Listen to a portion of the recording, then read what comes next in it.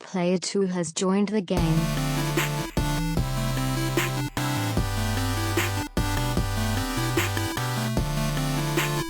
Hey, yo, what's up, everybody? Welcome to episode 345 of the Two Player Co-op Podcast. As always, I'm one of your hosts here, Kevin, along with my brother from my mother, Sean. How we doing? Fantastic. Why was 2 afraid of 3? Because 3, 4, 5. I was like, you're trying to do a 7, 8, 9 thing. I couldn't think of how to translate it back. Oh, I mean, I knew it wasn't going to make sense, but I was trying to get the... Doesn't matter. If this is the first time you're seeing, hearing, or listening to us, this is the Two Player Co-op Podcast. We're just about every week, except for the last couple, because of the holidays. Two brothers get together to tell you everything you need to know about in the world of video games. If you like that, make sure to like the video, subscribe, share it with your friends, family, and everyone in betwixt. If you only listen on audio services, that's cool too. Just give us a thumbs up, 5-star review, or whatever your service allows. Random thing I just thought of. I like downloaded Threads just to see what it was. Threads. Okay, yeah. And it's like all these people have requested to follow you. I'm like, I ain't using this. One of them was Nerd901. Yeah, same here. And I thought that was funny. So I don't know if you just follow. I think they probably said, hey, everybody I follow on Instagram, I want to follow you there too. And they forgot. Probably, yeah, because they did it to me too. I'm like, nope, I'm good. It's hilarious. Bob does not stand up. Oh, poor Mr. Mr. What am we doing? Oh, yeah. If you really like us, you can go to patreon.com/2playercoop, where we got a lot of different benefits. But the most popular benefit is the $5 tier, which lets you watch us record the podcast live on YouTube as we are doing right now. You also get access to a bonus episode month. And if you miss the live recording, you can watch the podcast one day early on YouTube. Some of our patrons deserve a shout, just like our patron saint, John Tingley, as well as our affiliates, Derek Bamford, James Solar. Make sure you check out James Games and more on YouTube, Sarah Solar, and Mom. As well as our producers, Steve Appleton, Aunt Sue, Dustin Downs, and Chris Peralta. Also, make sure you check out PS Rewind on YouTube as well. If you like cool t-shirts and the like, you can go to teespring.com/stores/2playercoop. And I can confirm now that link does work because I ordered the shirt. teespring.com/whatever. But we haven't looked at that in forever. All I could find was the Metal Gear logo. I couldn't find the Circle logo stuff, so I'm like, I don't know that we ever... Does it have the thing on the back? Yeah. Okay. I don't know that we ever made a main t-shirt with that logo. We did. Mom's got one, doesn't she? Oh, yeah, we had the hoodie because James has it too. We definitely made them. I don't know how Teespring works. Weird. Whatever. See. I need a haircut really badly. Sony's Afila car can be controlled via a DualSense controller. I don't know what that word was. Controller? But yes, we are back. Sorry we were gone for a few weeks. There's really only one thing we would have talked about, and we'll get to that in the news here. But it was a pretty slow time of year, as it tends to be. So we took the weeks off. We had fun at Christmas. We had fun at New Year's. We have fun every day because we're a couple of fun guys. Mushrooms. Yes, that is correct. But yeah, we're happy to be back. If you couldn't tell by the title of the episode, we're doing our top 10 games of the year. Very excited. Sean, you had something you wanted to share. I'm going to crowdsource this as well as you. You're part of the crowd. Yep. Brittany and I have a cruise coming up, and they're doing like theme nights. One of the nights is 90s night. So I need a good but easy / cheap ensemble for 90s night. First thing that came to my mind was going... That crap we wore for the photo shoot that we recreated with your moon boots. No, but that would be funny. Was going crisscross, the backwards stuff. But I don't really have the right type of pants. I would also need to get new pants, like the big baggy pants. You can't just walk in skinny jeans backwards skinny jeans. So I don't know. I think that's out. Then I started thinking I could probably get like a cheap everything is going to be expensive. I was going to say like a tracksuit, but that's also kind of 80s. That's like late 80s, 90s. But then I started thinking about like a Charlotte Hornets starter jacket because everybody had those. But A, I don't know if you can buy those. B, if you can, it's probably expensive. It's probably like a collector's item. Oh, yeah. So you're only going to find them on eBay. I'm trying to think of what to get. So do you have any ideas, or any of you people out there? If you're here in the chat, let me know. If you're not, comment down below. But I need some ideas for easy to pull off, but still somewhat cheap. And I'm thinking like grunge. I know they had like flannels were big with like. You could just walk around like this. Yeah. The only thing I have are the shorts I wore in that photo shoot. They look like they're like Zubaz. I don't even remember style. They look 90s-ish. Oh, I had jorts. Yeah. And moon boots. Jorts would work. If you could find a pair of Jordache jorts. I don't know if I kept those jorts. I don't know why I would have, but I also don't know why I wouldn't have. And I don't know where they would be if I did. Yeah, I don't know. A tracksuit is... I also need this quick because the cruise is in like 2 weeks, so I can't spend a lot of time figuring this out. That's not great for crowdsourcing then. Well, but this will be up soon. I know. So... tracksuit would be an easy one, like a really bright tracksuit. But I feel like that's... People can be like, oh, that's 80s. And like, well, kind of. But it's like, I think it bridges the gap. Just go watch an episode of Saved by the Bell. Or Full House. Everybody wore things that were way too big for them. I know that much. Yes. Big suit coats, big suits, big hair, jeans, big shirts, big everything. You could just get a really baggy suit. I think I have one, honestly, but I don't want to bring that. I don't know. But yeah. Oh, another theme night, as long as we're talking about it, is an anything but clothes night. So like the easy thing would be like toga? That's not what it's called. Yeah. Toga party, but what's the thing you wear? Is that called a toga? Yeah. Okay. So I could do a toga. That feels like the easy thing to do. So I need some ideas on that too. But are you going on like a hedonism cruise? no, it's Impractical Jokers cruise. Oh, okay. That's right. Then I thought Derek. Then I thought maybe like aluminum foil, tin foil. I guess it's aluminum foil. But I feel like that would be uncomfortable. Well, no, I would wear clothes underneath because I don't want wardrobe malfunctions. Right. But I feel like it's going to rip. It's going to, I don't know. It's going to be uncomfortable. Yes. If you're wearing aluminum foil underpants, yes. What happens when you got to pee? Do you just like tear it open and then hope it goes back together? That's true. That's going to be very inconvenient. So that's probably not a good, but just wear a sheet. Yeah. Yeah, I might just go toga. It seems like that'll be easy. Toga. A barrel with suspenders. That is amazing. That is fantastic. I don't know how you get a barrel on the boat. Unless you could buy like a costume one that's like blow up or something. That's a good idea. That would be fun. I'll look on Amazon. Thanks, Derek. I'm going to see what I can find. All right. But then if it's a costume, it's kind of clothes, but barrel suspenders. Yeah, but a barrel... No, I don't want suspenders. I want... Just blow up barrel. Like to bend her over a barrel and show her the 50 stick. That's a saying. I don't think it is. I don't think it is. Okay, well, I thought I would just be able to search that on Amazon, and that's just not working out for me. I'm sure I can find it somewhere, though. I will take that into consideration. All right. Let's get to the video games. Now, some of you might remember that this year I wanted to track how much money I spent on video games. And I want to guess. And I did. Okay, guess. John and Derek, you're both in the chat. Just break it all the way down, recreate the barrel. That would also be that's pretty what heavy. I was thinking. I just didn't want to say it. You have to bring a whole other suitcase. Price is Right style. I'm kind of killing time so you have time to get caught up because of the delay and all that. Oh, okay. We all need to guess how much Kevin spent on video games in the year 2023. 2023. Now, does this count just for you? Does this count? This doesn't count gifts like for the kid. I don't know if you. No, but I don't even know if I bought them anything. Okay. It's more, but it also counts like I did get PS Plus. You know, it's anything subscriptions video game related. too. Yeah. Okay. Well, and now that I think, I didn't count Xbox. I didn't count Game Pass because I don't even. Okay. I think I have So it, closest without going over. Yeah, closest without going over wins respect. I will say, and don't go. That's pretty good. I was gonna go just above that. I'll say, man, 1347.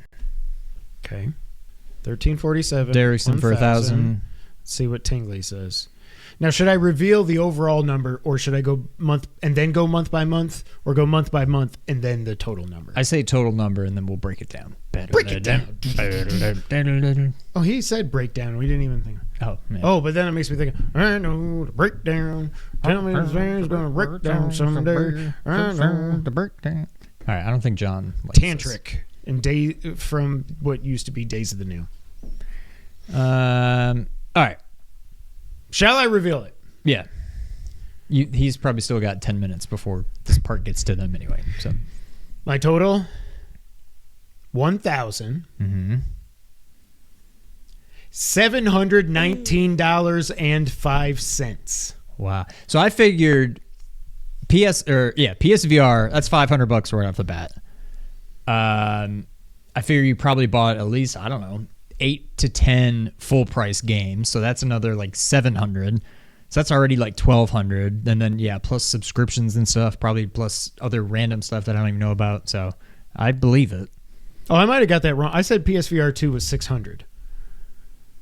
I thought it was 500, maybe 550 because we got the Horizon bundle, which didn't discount at all. So really, it's 1,000. All right, Tingley came in. He was too low. $1,669.05. So the totals are, and I'm not doing this again this year because this is depressing. In January, I bought Dead Space for $70. In anticipation of PSVR 2, I bought Gran Turismo 7 for $40.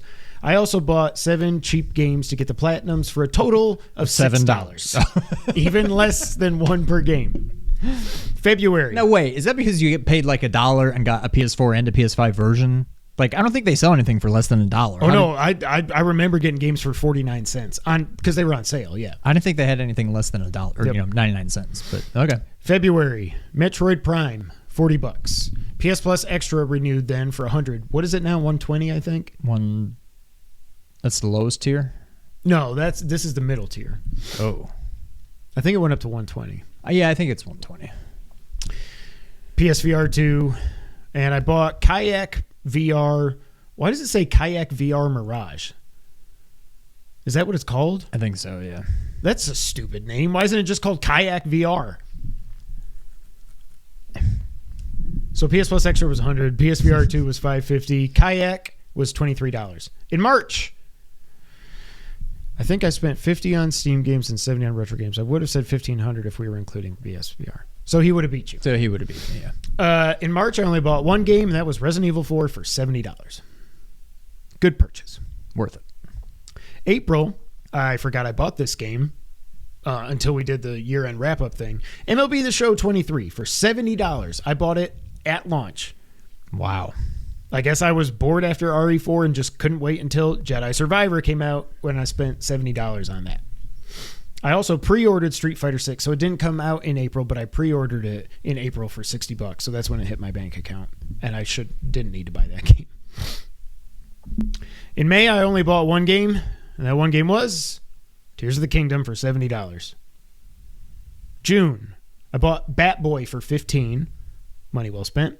Final Fantasy 16 for $70, money well spent. And I got some more platinum games for cheap. I didn't write down how many, but it was $4.50 so that Final Fantasy could be my 100th platinum. And Disgrace. I'm fine with that. Nothing in July.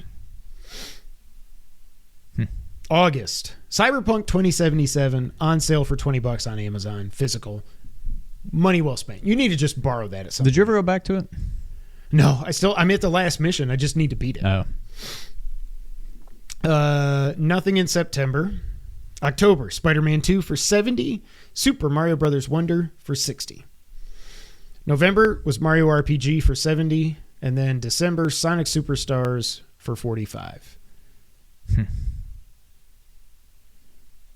That is kind of depressing. So that I probably would have been right around the same, maybe a little less. I think you bought more full price games, but you bought and more cheap the little games. ones, like Last Exile. I bought a lot of like Last Faith. Last Faith. I probably bought Blasphemous more, 2. $20, $30 games.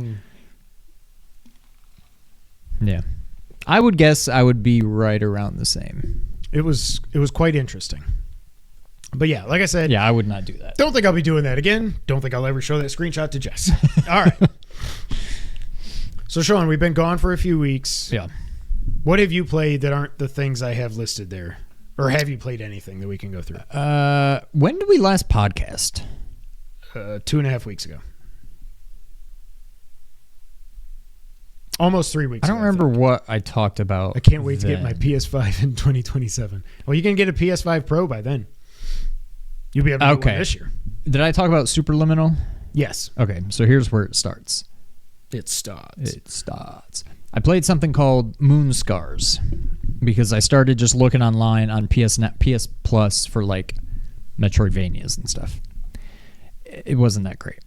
I didn't get very far. I think I'm done with it. Also downloaded Mega Man 11. Oh. Had high hopes. I downloaded that, but I haven't played it yet. Not great. Didn't care for it. Really? So I remember the demo was weird. It was like floaty or something. So it suffers from the same thing that most new platforming games do, where it's like they just don't, other than Mario Wonder, I feel like, they don't quite feel right. Mm-hmm. And if you've played any of them, you probably know what I'm talking about, but they just can't get it right, it seems like. I looked up the order, yeah. And at least what I saw, which I assume was correct, you had to start with the ice guy. I don't know what his name was. So right off the bat, it's a brutal level. There's ice physics, there's wind. So that was part of the problem. I don't remember if I got to the boss. I think I died at a boss, but it may have even just been like a midway, like semi. What's the thing? Mini boss. Yeah, we haven't done this in a while. And anyways, I ended up gaming over, and I'm like, I ended up gaming over. Yeah. Game overing? No, gaming over. I don't think you can be gaming over. I don't think you can say I ended up gaming over. Gaming over. Game over. Game overing? Game overing. But it's not, no one would say that either. Anyway, I died. Yes.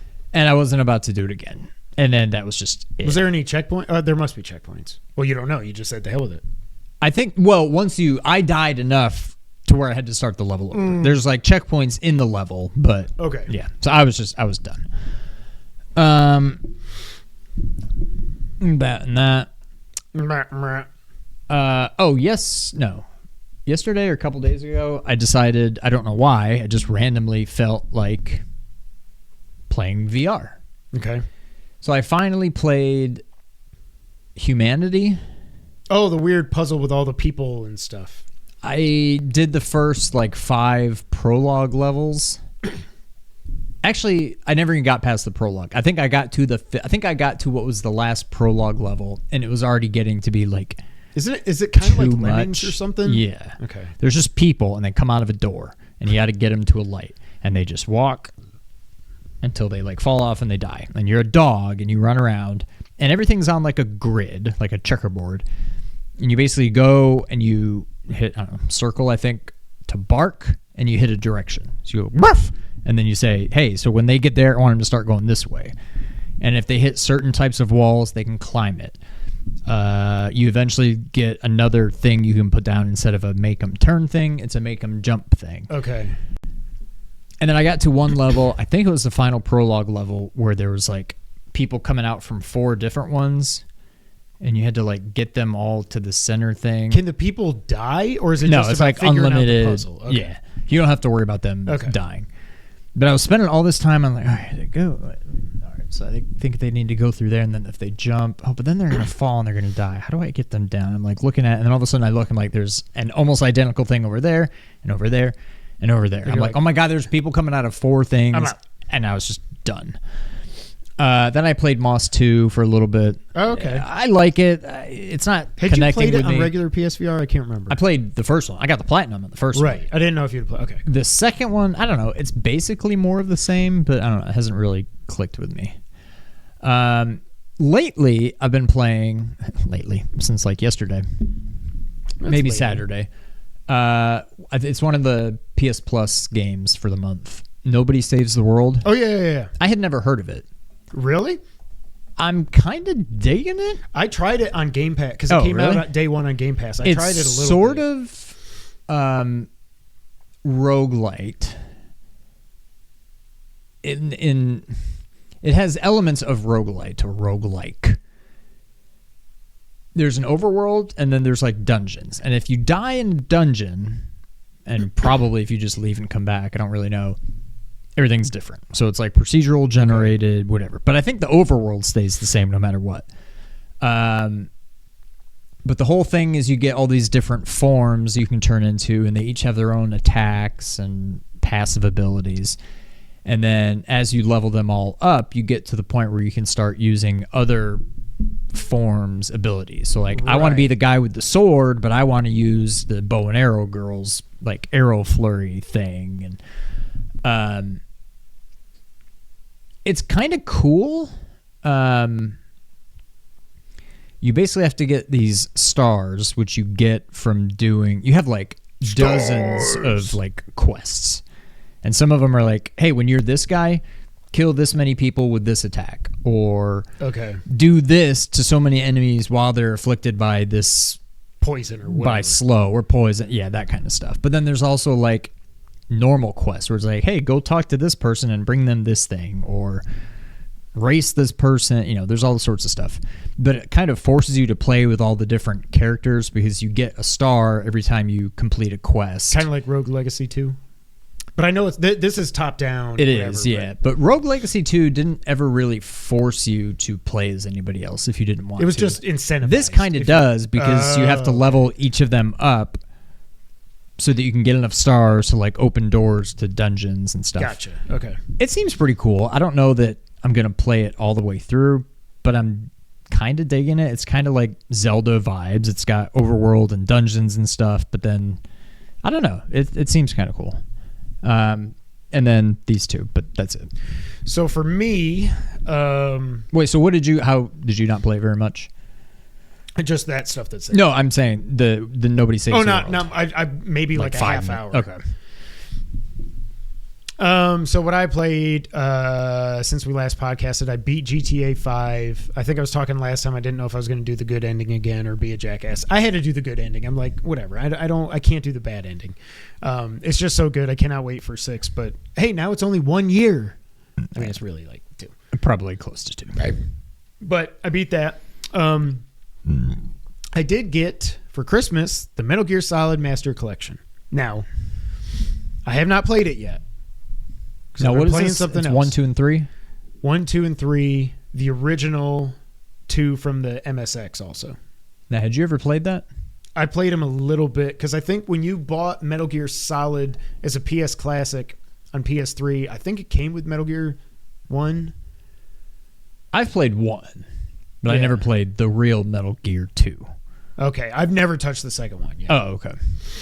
But I'm going to get into it. It's been patched a bunch. So good on Konami, at least, for doing that. They've been sticking with it. They've done so many patches and everything that people are actually pleasantly surprised by how much they're doing. But the reason I haven't tried it yet is because I've been playing a game for now about 50 hours, I think, called PowerWash Simulator. And oh my God, I love this game. I think I might... Oh, when I told you I might do the Back to the Future stuff, I thought that was included. It's not. It's like $8 or something. Yeah, I wasn't sure. But I'm almost like, I feel like I should just pay for it because I got this game for free and I freaking love this game. PowerWash Simulator, it's kind of like Death Stranding. Because 50 hours, Jesus. Because this is a game that is only for a certain type of person. You have to be a certain type of person to like this. You have to, I have definitely, OCD tendencies and stuff like that. This game, though, like the way I describe it to people, and Jess thinks I'm crazy, is, people have their little Zen gardens, and they've got it's like the adult trees coloring books. That's how I think of it. Yeah, it's just like a nice like. It's just like long day of work. I want to relax a little bit. Let me just. I've now gotten all the trophies except for the challenges and beating the game. Wow. Okay. I made it to the second. Have you tried the challenges at all? I made it to the second to last level. I was like, I got to clean the RV again. And I was like, what? What the hell? Yeah. So I haven't done that yet. Because when I was looking up a guide for trophies and stuff, and it's like, okay, now this is your second to last level, so just go ahead and clean the RV again. They didn't spoil it, so I thought that was cool. So I've got 2 more levels to beat, but luckily I wrote into Sacred Symbols this past week. Colin read my question. He told us, because I didn't know this, that the Platinum Trophy is boinked right now. You can't get it because for some reason they just patched the game recently, and that broke the trophy for beating the game. Now, I assume if you beat the game, once they patch it, the trophy's just going to pop. But I'm not going to take that chance. That. Yeah. Nope. After spending all this time in this game, I'm not doing it. The challenges are horrible. I find it hilarious that we have games for chores that people would never do in real life. No, I know. But I told my wife, I was like, I'm looking at like the gutters and stuff. I was like, I should really pressure wash that. And I was like, yeah, or I can play the pressure washing game. Colin agreed that the challenges looked like they would be ridiculously tough. I have probably tried 25 times between the dirt bike, the van, and the golf cart, and I haven't gotten one of them yet. And I am trying. The golf cart is by far the easiest. I would say stick with that. Okay. And that's like the monkey off the back. When you finally get it, you're like, okay, these are definitely doable. The dirt bike, I feel like, was a lot of luck because there's all the little things inside. I keep getting to 99%, and it's not even listing the last 3 things yet. So I'm like, what am I missing? I kept missing things like the disc brakes and the sprocket, like things on the wheels, stuff in the middle, like there's like the engine, there's the other pieces of a bike. You have to get under the chassis too. Yeah. So I think I did almost everything on green. Okay. The green nozzle. That's what I'm doing too. I basically went around. I don't remember how I ended up beating it, but I kind of went around it standing up and down, all the way around, up and down, up and down, up and down. And then I think I got you did underneath prone and then went around again, up and down. So I'm hitting it from the top, hitting Yeah. it from the bottom, just up and down, up and down, up and down, up and down. And I finally got to where like the thing popped up. I'm like, okay, pause. Catch my breath. I'm like, okay, what's left? Okay, that. Okay, I actually know what that is. Okay. Oh, God, that's one of those things in the middle. Okay. You can pause it. And if you pause it, yeah. Or if you hit the trackpad, that's when you can do your loadout. So if you're ever, like on the van, they give you soap to use. If you hit the trackpad, you can do your loadout there. You can be like, all right, I want this nozzle, or I want the thing with the soap, and I want to use this soap. That stops the time too. So you don't even have to spend time cycling through the things. No. So that will help you a little bit, but it's also a good like breather. Yeah. But yeah, I think I did that. And I'm like, okay, this seems doable. I have no idea what my time is. I'm like, unpause, pause. Oh my God, I've got like 30 seconds left. I think I can do this. I'm like, okay, I can do there, and then go there, and go there. But yeah, so the golf cart is by far the easiest vehicle. I would say focus on that because there's not much. It's lots of wide areas. That one's not bad. Okay. And once you get that, I feel like it's just like, okay, so this is doable. Yeah. The van, I will say, there's a couple tricky parts. It's got like oil on the windshiels that I'd forgotten about. So you've got the glass cleaner and you've got the metal cleaner. The glass cleaner, I would say start with the glass cleaner, hit the windows, the windows, and the mirrors if you can, Yeah. but they're not too big of a deal. Right. Then switch to the metal cleaner. The metal cleaner, you basically want to hit around the windows, the back windows, because that stuff, try to hit all the 2 back doors and the 2 side doors. Use the metal cleaner to kind of go right around the window because that's got a bunch of crap on it that's hard to get off. And then it's just kind of hope to get... Oh, once you do that, I think maybe I use the rest of it on like the hood or the roof or something. The soap? When I finally... Yeah, the metal cleaner. I think when I finally beat that, I couldn't get under like 3.5 minutes. And then I finally got it down to like 3:10, and then all of a sudden I went from like 3:10 to when I beat it I was at like 2:50. Like I had like 10 seconds. That's to what spare. I think. There's a lot of luck in it too. The crazy thing is the first challenge I tried was the van. The first I'm like, that'll be easy. First time I tried it, I got 3 minutes 21 seconds, which was good for a bronze, I think.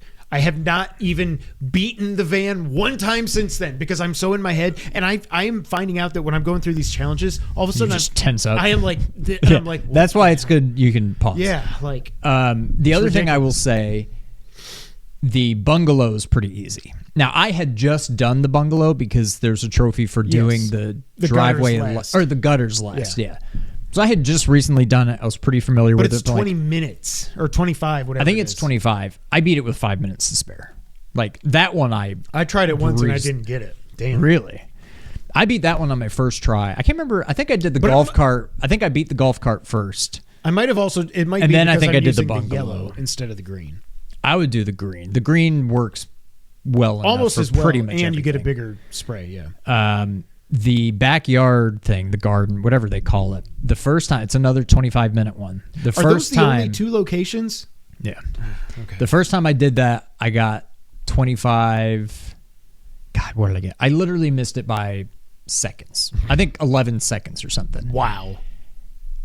And then the next 3 or 4 times, I didn't get it under like 27. And then the next time, I just beat it. That one, I couldn't do that more than twice a night. I think I barely missed it. Then I missed it by a lot, and I'm like, nope, I'm done. Nope. And then the next night, I missed it by a lot, and I missed it by a lot. I'm like, I'm done with this. I think I took a couple days off, then I came back, and I think I beat it on my first try that time. But that was the one I did last. The golf cart and the bungalow, I think you can definitely do all of them. I wouldn't even bother trying to do the motorcycle with the sidecar. It's just there's like It's got oil everywhere from what I remember, right? there's Or like this no? one piece that I can't. I'll sit there with the red nozzle and spray and spray and spray, and It it's just just still stays flashing yellow. orange. I like can't clean it. So I'm like, I'm done with this. And then I didn't even bother. There's like the antique car and the fire truck. I think I didn't even try them, but I would definitely do those 5. Okay. Focus either on the golf cart or the bungalow. Those would be the easiest 2 to get. And then once you get 1, it's kind of okay, I can definitely Load do off, this. yeah. But yeah, you'll get there, I think. I love this stupid game. I never thought, and I assume this is by the same people that made like the lawn mowing simulator and I think farming so, yeah. simulator and all that. I played the lawn mowing simulator and I was didn't like, this like is it. fine, but I was like, it's not. This is just like, this is the perfect game for me. It's Yeah. just. I was like, you could make a vacuuming simulator or something like inside clean. Yeah, where like you highlight the dirt and I don't know. Yeah. I love this game so much. Oh wait, so you went back and got the thing with the hand statue? You Yeah. went back and got that? Yeah. That wasn't that bad. And I would have had it the first time. I just screwed up because I was like, okay, I'm loading my save. Last time I saved, I had the white nozzle, and I go doom to doom yellow. I'm like, no, it's yellow. Oh my god! And then I was like, wait, maybe I didn't touch it. I'm just gonna finish it anyways and get that 95% trophy. And it must have touched it. And Yeah. maybe you don't even have to touch it. Maybe if you just fire Just it fire, once. yeah, maybe. But yeah, anything else you want to add on it, Sean? I mean, I too am. In case you couldn't tell, I've gotten everything but beating the game. I started the final level. I hope that doesn't screw anything up, but it's long. The subway took forever. The subway, I would guess this is at least double the subway, maybe more. I played it, and I haven't gone back to that level. I think I played it for like 30 or 40 minutes, and I don't know if I got to 10%. Oh my god! It's So it's a big. multi-day kind of thing. Yeah, Okay. yeah. But I will definitely get the platinum at this point if they ever patch it. I love this game. It's so much fun. Like I said, it's only for a certain type of person, but I am. But definitely now that I've type got of person 3 games, that 2 of which I'm waiting on a patch for New Game to Plus. go platinum. Well, 1 New Game Plus and then this one, yeah. And then Sea of Stars, I just need to stay away from it for a while and get the patience to go back and actually finish the game. But I've got 3 games that are so close to being platinumed, and it's driving me nuts. PowerWash Simulator trophy broken. Let me see if there's any. Trophy didn't pop as was foretold. Performance is terrible on PS5, borderline unplayable. You got something wrong with your PlayStation. Yeah, I don't know what you're talking about. It's a beautiful 60 frames for me. Yeah, I'm not seeing any updates yet. Oh well, that's it for that game. We both got another game. Well, Sean got it for Christmas, and then I bought it because I didn't get it for Christmas. And that is Sonic Superstars. And we are Genesis kids. And I was excited about this game coming out. The funny thing, like I said in my rundown of how much money I spent, I got it for $45. That was the digital deluxe edition on sale for $45. The standard edition, I bit my cheek and I tried to keep going. The standard edition on PSN was still $60. It makes no sense. Wow. But I got it for $45. I really like it. if you don't like Sonic, you're not going to like it. I think it runs beautifully. I like a lot of the levels that I've got. I think I'm in like the 6th world now. A lot of the levels seem like they would have worked in 16-bit as well. The music is great. I like how they've got the background, foreground stuff, like in Mario Wonder. I didn't expect that. That was cool. I've only played as Sonic. I need to try Knuckles and maybe Amy Rose. What's her deal? What can she do? A double jump, I think. Yeah, double jump. Because I did one Amy Rose challenge level that. So what is Sonic? Is he the only one that can spin dash? He's like Mario. No, they can all spin dash. So Sonic adds nothing? I think he might have the drop dash. I just don't know how to do it. Where you jump and then when you hit the ground, you can dash. But I don't know if you can do it. I'm just not doing it. I thought you just jump and then you push down and jump. When you hit the ground, you but I could be wrong. I like the bonus stages in this. I like that now. So there's still 7 Chaos Emeralds to get, but I like the fact that now every Chaos Emerald you get a power up with it, which is, as far as I know. I mean, I haven't played all the Sonic games. I haven't played any of the 3D ones, anything like that, but. You get power up for each of them, like you can have a billion Sonics come out and rush at the boss or whatever. You can, there's a one where you swim through water really fast. There's a fire one where you teleport. There's one where you break blocks and stuff like that. And it's really cool. I just like that the chaos, first I like that I feel like in the old Sonic games, I would get maybe 1 or 2 Chaos Emeralds at best. And then after that, it was way too hard and I wouldn't get them. So I feel like the only time I ever got Super Sonic was with Game Genie. That's exactly what I was going to say. Yeah. I don't think I ever got him legit, but I'm hopefully going to get it in this. I really like it. I don't think we've even talked about this since you got it. I know you. Well, yeah, you tried. You started it, but I don't know. I think I'm still on World 2. It's not that I don't like it. It's very much just more Sonic. I mean, it's exactly what you said. If you like Sonic, you'll love it, and if you don't, you might not. Yeah. What I will say is this game, more than like some of like new Super Mario and Mega Man 11, nails the old school feel. Yes. It, for better or for worse, right. It feels just like an old school Sonic. And I say better for better for worse because there's weird things that I remember from Sonic back then where it's like, I don't know, if you're like on like a slope or a quarter pipe thing and you try to jump while you're standing on it, you like, yeah, I'm like, oh, they kept that in the game. I don't know. It's this weird thing where, and it's what always has bothered me about Sonic games. It's like they hide stuff in the levels towards like they kind of want you to explore, but then you're also not really supposed to explore. You're just supposed to go fast and, gotta go fast, gotta get to the end and whatever. But if you do explore, there's some cool stuff you'll find. But the levels I've found are not it's not like Mario. Like, it does not seem like traversal, which sounds like traverses, is very easy to do. Like, I'm here and then like, hey, there's a coin, I don't know, whatever, monitor, whatever those things are that you break open. CRT. Like, up there.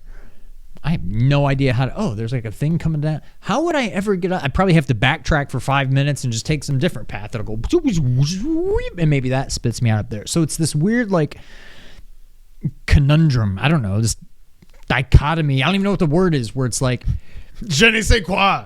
There's benefits to exploring, and so I want to explore because I feel like if I don't explore and I just basically speed run it, I feel like I'm missing out on 90% of the game. But at the same time, it almost seems like that's what you're supposed to do, and it's like my brain just can't comprehend it. It's not that I don't like it, but it's just this weird, I always feel like I'm not playing it right or something. So I don't know, that's my issue with it. I think that's my issue with any Sonic game, is I'm like, gotta go fast. I'm like, if I just speed run it and just zoom. Also, I know there's some challenging things about Sonic games, but in a way, it's almost, I won't say impossible, but hard to die. because you just keep getting your rings back. Oh, I lost my ring. I got it back. Oh, I lost my ring. I got it back. Like, if you lose it time after time after time after time, do they disappear quicker or anything? Do you know? Like, no, it just keeps going down because eventually you only have one ring left if you don't get them all. But like, you can keep getting that one ring over and over. So I don't know. It's definitely just more Sonic. It's faithful to the formula, whatever. I'm definitely not done with it. I'll go back and play it.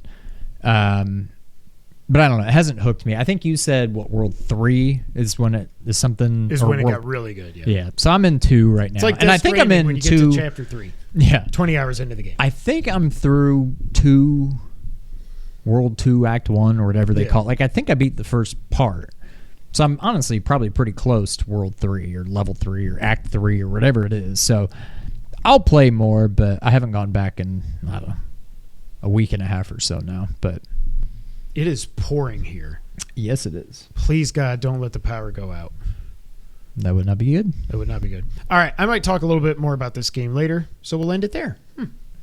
Now, normally we do the wrap-up at the end, but because this is our top 10 episode, we're going to go through the wrap-up first with all the news over the last few weeks. And the first one's a big one, of course. Insomniac. I love it when people call this a leak. This is a hack. Yeah. This is a ransom attack, a hack attack. So this group hacked Insomniac. They said, Sony, give us 50 Bitcoin or $2 million equivalent. How is 50 Bitcoin? Whatever. I don't know anything about it. Don't care. Sony didn't pay the ransom. A lot of companies apparently do pay these ransoms. So what happened doesn't happen. But here's what we found out. Insomniac is now basically a Marvel studio. And that means we're getting a Venom game called Lethal Protector in 2025. Now, of course, these plans could have changed, but I think this data comes from like February or March 23, so it's not that old. Venom Lethal Protector in 2025. Wolverine is coming out 2026. Spider-Man 3 is coming in 2028. We're getting a new Ratchet in 2029, which means on the PS6. Because they've said this generation is going to be 8 years. An X-Men game in 2030, then a new IP sometime between 2031 and 2032. Then X-Men, they're calling it 3, so I guess maybe they're calling Wolverine the first X-Men game, or they're doing like Kojima wanted to call Metal Gear Solid 2, Metal Gear Solid 3, one of those things, I don't know. And then in 2033, another new IP. X-Men 3 in 2033, and then another new IP in 2035. I can't believe we're even talking about dates. That's this insane. Far out. Yeah. There were also Spider-Man 2, Wolverine, and X-Men multiplayer modes / games that were in the presentation, but we're not sure if that's still going to be the case. Insomniac being a Marvel studio is my biggest fear. Yep. Me too, John. And now it's been confirmed. Venom, we will apparently see swappable spider heroes fighting through a carnage-infected New York City for 8 to 10 hours. So it's basically Miles Morales. Mm-hmm. I will say this with no spoilers. I don't know how they're doing this game based on how Spider-Man 2 ends. Unless this is going to be like during the events. But then like you're just a straight up bad guy in Spider-Man 2. You know what I mean? You're not a lethal protector in Spider-Man 2. This would mean... You know what I mean? Yeah. Well, I don't know. I know in like some of the old games and stuff, like Maximum Carnage, you could basically swing with Venom. Yeah. But he doesn't really do that. So like he gets I'm wings sure he in can Spider-Man climb. 2. Well, that's true. Yeah, maybe they do that. But also, how do you make a whole game? This is why I've always thought it'd be like you can't make a good Superman game because he's Superman. How do you make a Venom game that's not like Maximum Carnage, where it's just a side-scrolling beat-em-up, whatever. This, in the world of, this will obviously be a 3D, a third-person, action-adventure game. How do you do that? Like, he just kills people in one punch. Like, are you going to have him fight a bunch of mechs or something? Like, I just don't know. I don't know. Yeah. Also, it looked like they were thinking about splitting Spider-Man 3 into 2 parts. And I have to hope that is not still happening. Because that would be dumb. When it comes to Wolverine, all characters and story details were leaked, along with gameplay footage and a playable build. You can actually go on the dark web wherever you go, wherever the dark web is, and you can play Wolverine. That's crazy. I will say I watched a little bit of the footage. I'm not excited or not excited? It just looks like exactly. Did you watch it? Yeah. I didn't go out of my way to see it, but I saw some clips, scrolling through Twitter. It looks exactly like you would think a Wolverine game would look like, or at least a very early build of okay. I'm not like, I'm like, yeah, that checks out. It's just another Spider-Man game. Yeah. Or an Arkham game. It's the one thing that's weird is he's not in the blue and the yellow is what I thought he would have been. He's in the orange and brown or whatever his first suit was. Let's see. X-Men games will be exclusive to Sony until 2035.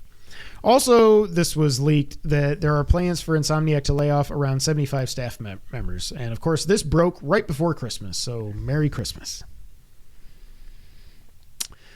Sales numbers. We got some updates on a lot of games. Rift Apart has sold. Now, again, this is not up to date anymore, but at the time of this, whenever this data was good till, Rift Apart, 2.2 million sold. Spidey Miles Morales, 10.2 million sold. Spider-Man, 22 million plus. God of War 2018, including PC, has sold 25 million copies. Wow. Wild. God of War Ragnarok, already up to 15 million sold. I think we already knew that. I think Sony announced that, but maybe I could be crazy. God of War 3, between PS3 and then the remaster on PS4, sold 15 million copies. It was already the best-selling God of War when it came out on PS3. I think Colin was saying it was 9 to 10 million or something like that. It was, but I mean, when that game came out, it was the craziest, it was the most beautiful, crazy thing we'd ever seen. Horizon Zero Dawn, over 19 million. Uncharted 4, 18.5 million. That made me happy. Even though Sean still hasn't beat it and never will. Nope. The Last of Us 1, not part 1, but the original Last of Us and the remaster on PS4. So across PS3 and PS4, 26 million copies sold. I love that game. I feel like that number is very high because The Last of Us Remastered, from what I remember, was $10 or $20 for most of the time it was out. So it's not like it brought in... Well, I got it bundled. You got it bundled in, yeah. So, and I assume that counts. Last of Us 2... only 10.3 million because it sucks. I'm not taking the bait. Bloodborne, 7.5 million. 7.5 million and you're not giving us even a 60 frames patch? What the hell? I don't even like Bloodborne that much, but what are we doing? I think you should give Bloodborne another chance. I don't think that'd be good enough. It's not. You not platinumed Elden Ring. I know, but that's hand in hand. You don't have combat. a shield, but I don't know. I think you'd be better now. You'd certainly be better now that you can do an R1 attack. Well, yes, that's true. Thanks to Ernie for that, you asshole. Last thing here, and we're not talking about any personal data. Also, wait, you obviously. skipped one. I did. Oh yeah, no, I meant that. And that was that. PC sales, Horizon Zero Dawn. You skipped one. Days Gone, 7.3 million. Now, timeout. That is shocking to me. I'm sure. I don't know. One of these things is not like the other. Rift Apart? I just cannot imagine. To me, that seems like a much more approachable game. Obviously, everybody knows Spider-Man, but and that game came out in 2021. Bloodborne? I love Bloodborne. That game is not very approachable. But Souls dudes are just crazy. I guess, but 2 million for Rift Apart? I would have thought that would have been 10 million easy. Yeah, me too. That's especially insane. because it came out at a time when Insomniac was carrying the PS5. It came out 6 months after that launch, sucks. whatever it was. I mean, I'm glad, according to the leak, there's more coming, but not for a while. That sucks. And they said that it had lost... by the time these numbers, like I said, March or February of 23, I think it was, that it had about an $81 million budget, and it had lost $8 million up until that time. But now you've got the whole year. I'm sure it ended up breaking even. Also, the rumors are that the Spider-Man 3 budget is $335 million. We're not going to have triple. I don't know how it's going to sustain itself. But PC sales, we got Horizon Zero Dawn, and it's funny that these all... The order of sales is the order these games came out, which I think makes a lot of sense. Horizon Zero Dawn, 3.3 million on PC. God of War, 2.5 million. Days Gone, 1.7 million. That surprised me. Spider-Man the Remastered, 1.3 million. Uncharted Legacy of Thieves Collection, 483,000. Miles Morales, 450,000. Sackboy, poor little Sackboy, 62,000. That game's terrible. That game, we played it for how long? That was the worst idea I ever had for a stream. It seemed like it was going to be good, yeah. and it was not. It was it just wasn't fun. Also, I didn't have it here because I couldn't find the exact numbers, but I know Colin was talking about it. The first Resistance, I think, was the best selling. I think it sold around 6 million because that was one of the only good games at the PS3 launch. The second one sold like 3.5 million, and then Resistance 3, which is supposed to be really good, I just never got it, under 2 million.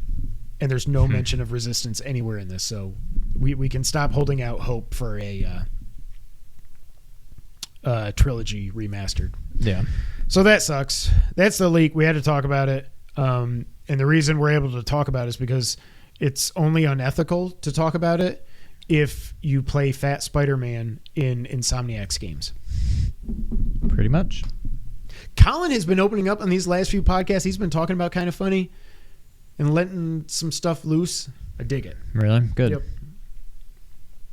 Next up, Switch 2 will, quote, likely be an iteration more than a revolution, end quote, according to a Tokyo consultancy firm. This is exactly what I want. I don't think anybody would imagine anything. I don't want it to have 3 screens or something. Like, just make a more powerful Switch. Yeah. That's it.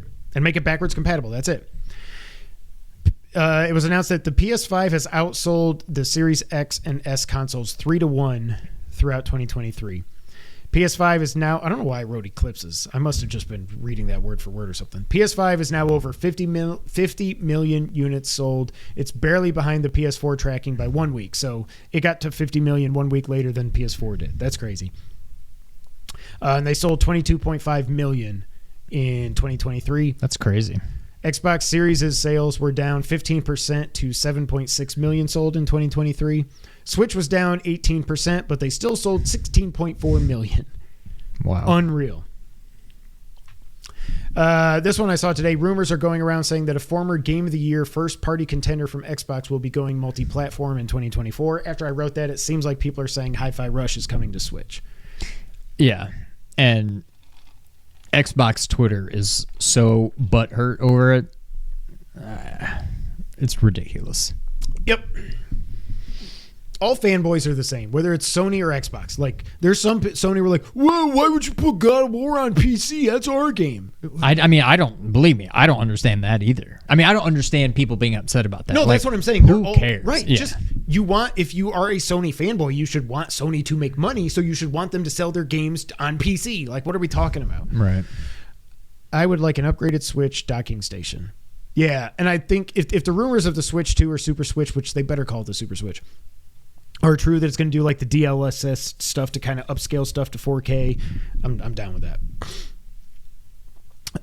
In a PlayStation blog video looking at 2024 games, the video showed Silent Hill 2 and Metal Gear Solid Delta as releasing this year. Now, obviously games get delayed all the time. However, Silent Hill 2, whatever. I'll see how the reviews are. The Metal Gear remake, this November is the 20th anniversary of that game coming out. I've said once it finally got announced, I was like, I bet they're further along than we think, and I bet they're shooting for the 20th anniversary.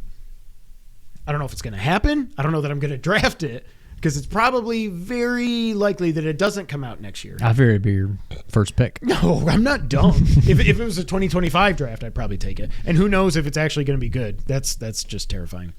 Bobby Kotick left Activision Blizzard King Microsoft on December 29th. Matt Booty is taking over leadership of Activision Blizzard. So I know people are happy that Bobby Kotick's gone. He's a jackass, but he did, bring Activision to an insane level. So be interesting to see what Matt Booty does, because a lot of people don't seem to think very highly of him. He's booty. He is booty, and not the good kind. Paper Mario 1000-Year Door has been ESRB rated. We still don't have a confirmed release date. I feel like this is a February game. I feel like we're going to get a direct here pretty soon. I would think it's March or April at the latest. Oops, sorry, hit the mic. I think we're going to get a direct soon. I think we get release dates for this, for the Princess Peach thing. They get all these. Do we have a release date for Mario and Donkey Kong? I don't know. But I think we get that all out of the way, and then it's like, okay, Switch 2, boom, out this fall. Death Stranding has hit a total of 16 million players. PlayStation, PC, Xbox. That's awesome.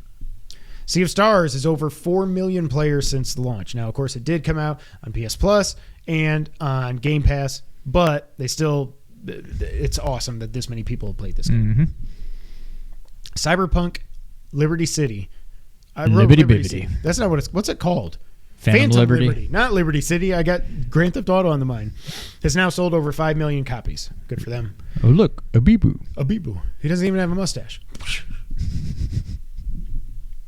The Persona 5 series across all their tactical games and fighting games or whatever sold 10 million copies.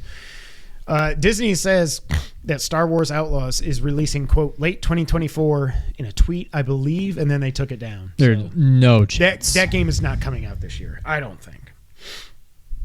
The Last of Us got shut out at the Golden Globes last night, or whatever it was. I think it was last night. But they did win 8 Creative Arts Emmys. So that's cool. Can't wait for season 2. They should start shooting here pretty soon. I really wonder what they're going to do. Colin made a good point. What Colin hopes is that season 2 is just everything between the 2 games. And then season 3 is like the actual game, you know. That gives us more time with character, you know what I mean? They could do that. I think that'd be a cool idea. I put this in here just because it's crazy. Dark Souls 2 and Armored Core Verdict Day on PS3 and 360 are having their servers shut down on March 31st. I put this in here because it's crazy that they were still up. Yeah. I was trying to read Derek's question while I was talking. What is everybody using for the drafts this week? Website, article, etc. I haven't even started. Game Informer usually has a really great list of upcoming releases, but what I started, I've really only written down 2 games. I need to look at that. Just go to 2024 video games and go to Wikipedia, and they've got everything that's announced. Anybody can write anything on there, so you're getting the best information. All games on there that have dates or games that are just 2024. And remember, you don't have to draft a game that has actually been announced. You can make it up. You could be Mario Paint 2 for PC, and you have to keep one game. But if you choose to keep a game that you drafted last year, it is your de facto first round pick. Well, not first round pick. Whatever round you got it in. Oh, I thought it had to be. No, that's what I'm saying. So John Tingley's going to wipe the floor with us because he gets Final Fantasy VII Rebirth in the last round. Or the 7th round, whatever it was. You forfeit it for that round. Oh, I figured it would have to be your first round pick. Nope. So it's strategery involved. I wish I would have known that last year. Well, I didn't know it last year. I'm making this up as we go. Also, what was his name? Was it William or something like that? A 13-year-old kid actually beat NES Tetris, had it crash out. Did you watch that video? He freaks out. It's so it's like hyper. I loved it. Yeah. It's so awesome. And now, damn it, Derek, why are you putting that in the chat? Damn it, Derek. Yeah, this was just so cool. I did not even think this was a possibility. I didn't even know that you could get to a crash screen or whatever they call it. Yeah. I didn't even think it was possible. But that's awesome. And then Sony announced, as Sean already said, the PS Plus Essentials lineup for January includes A Plague Tale Requiem. That's the second one. Yeah. Evil West and Nobody Saves the World. Well, we've already done a whole podcast worth of podcasting, but we got more. Let's talk Game of the Year. Yub. Well, not just Game of the Year, our top 10. So we also have a couple of submissions to read here from our viewers/listeners. First one is John Tinkley, who says it was a great year for RPGs. My favorite games of the year in no particular order are Octopath Traveler 2, the Final Fantasy Pixel Remasters, Final Fantasy 16, Remnant 2, which I've heard so many good things about. I want to check that out. I'm sick if you couldn't tell. I am getting major, can't talk. Star Ocean 2, Synapse, that's that cool VR game, and Jedi Survivor. Oh, when I was playing VR, I looked through all the available free demos, hoping Synapse was on there. There's no demo, but I was looking forward to trying that. Also, Dustin writes in, and he says he gives us his top 10, but he says he has some notable exceptions like Spider-Man 2, Armored Core 6, and Lies of P. They're games he wants to play, but he did not get a chance to play them yet. So here's Dustin's. Honorable mention goes to Super Mario Remake. Number 10, Alan Wake 2. RPG. What did I say? You said Super Mario Remake. Oh, Super Mario RPG Remake. Okay. Number 10, Alan Wake 2. Number 9, Lethal Company. This game is hilarious. This game just came out. In fairness, Final Fantasy VII Rebirth had a winner. No, I know. It was a great pick. Number 8, Cocoon. Number 7, Sea of Stars. Number 6, Dead Space Remake. Number 5, Resident Evil 4 Remake. Number 4, Super Mario Bros. Wonder. Number 3, Pikmin 4. Number 2, Dredge. And number 1, The Legend of Zelda, The Tears of the Kingdom. Thank you, gentlemen, for writing in. I appreciate that. And now it's time for us to get to our top 10 games. Sean, would you like to go first so I can have a break from talking and drink some water or something? Yeah. It's the moops, Jerry. Did you do your top 10? I did. But I hate it. It's not that I hate it, but I've got a lot of games that I would not have thought would not have been in my top 10. Wait, let's do honorable mentions. Yeah. So honorable mentions, some of these really are like, wow. It's not that I didn't count it, but I did kind of discount it. Okay. Metroid. Yeah. Loved it. I wouldn't disqualify it, but I feel like it did get knocked down a couple pegs just because. Didn't make my top 10. Another shocking one that I'm just like, I don't think the nostalgia was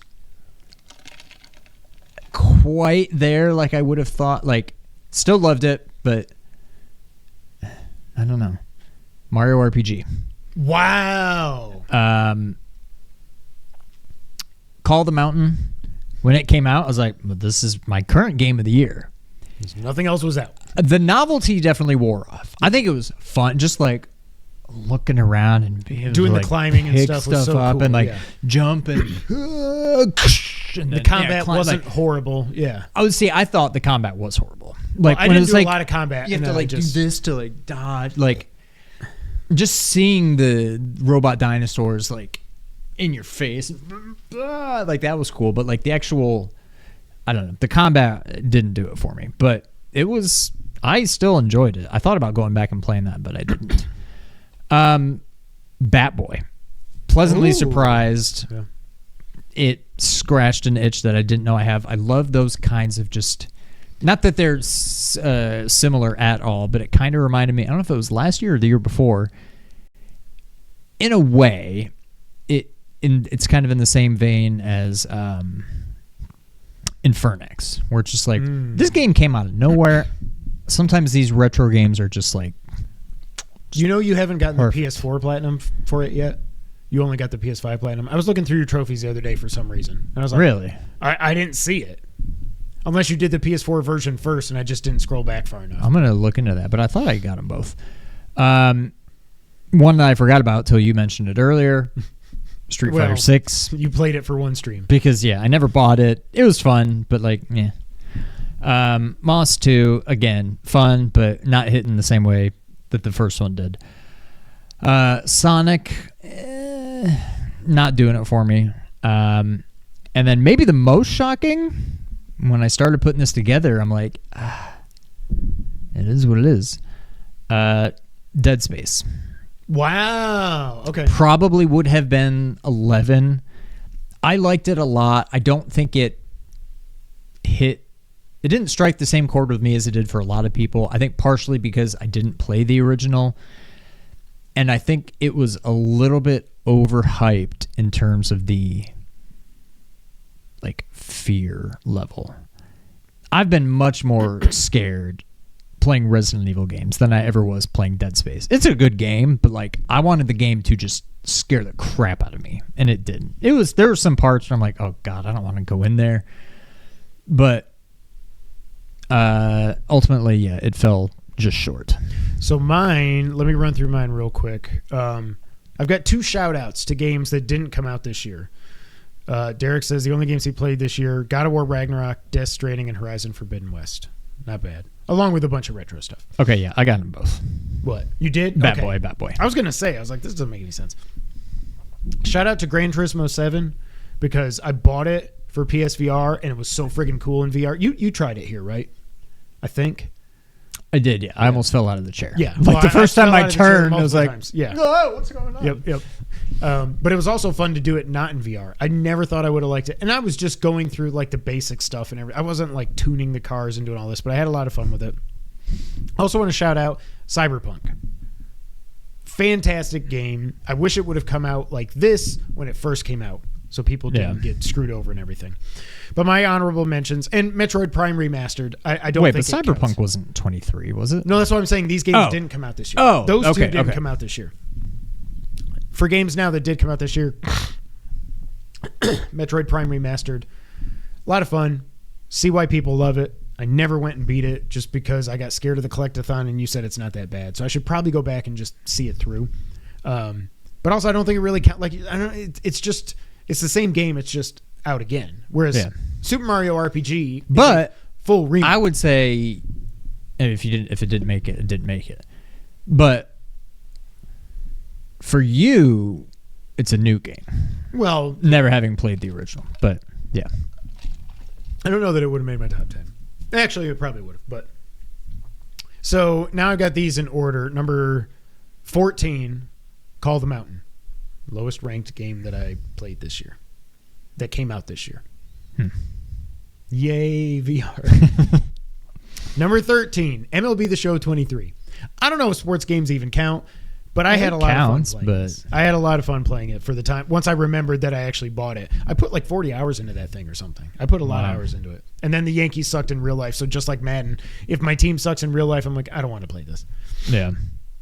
Number 12, I had Bat Boy. So it just missed my top 10 as well. And then number 11, I had Street Fighter 6. And I could flip those two. Bat Boy might be number 11. It's just crazy that I was so excited for Street Fighter 6. And I really liked it. I think it plays really well. I just barely touched it after we did that stream. Yeah. So it was like I spent $60 on it for us to do one stream. And I don't think we made $60 on that stream. We did not. I don't think so.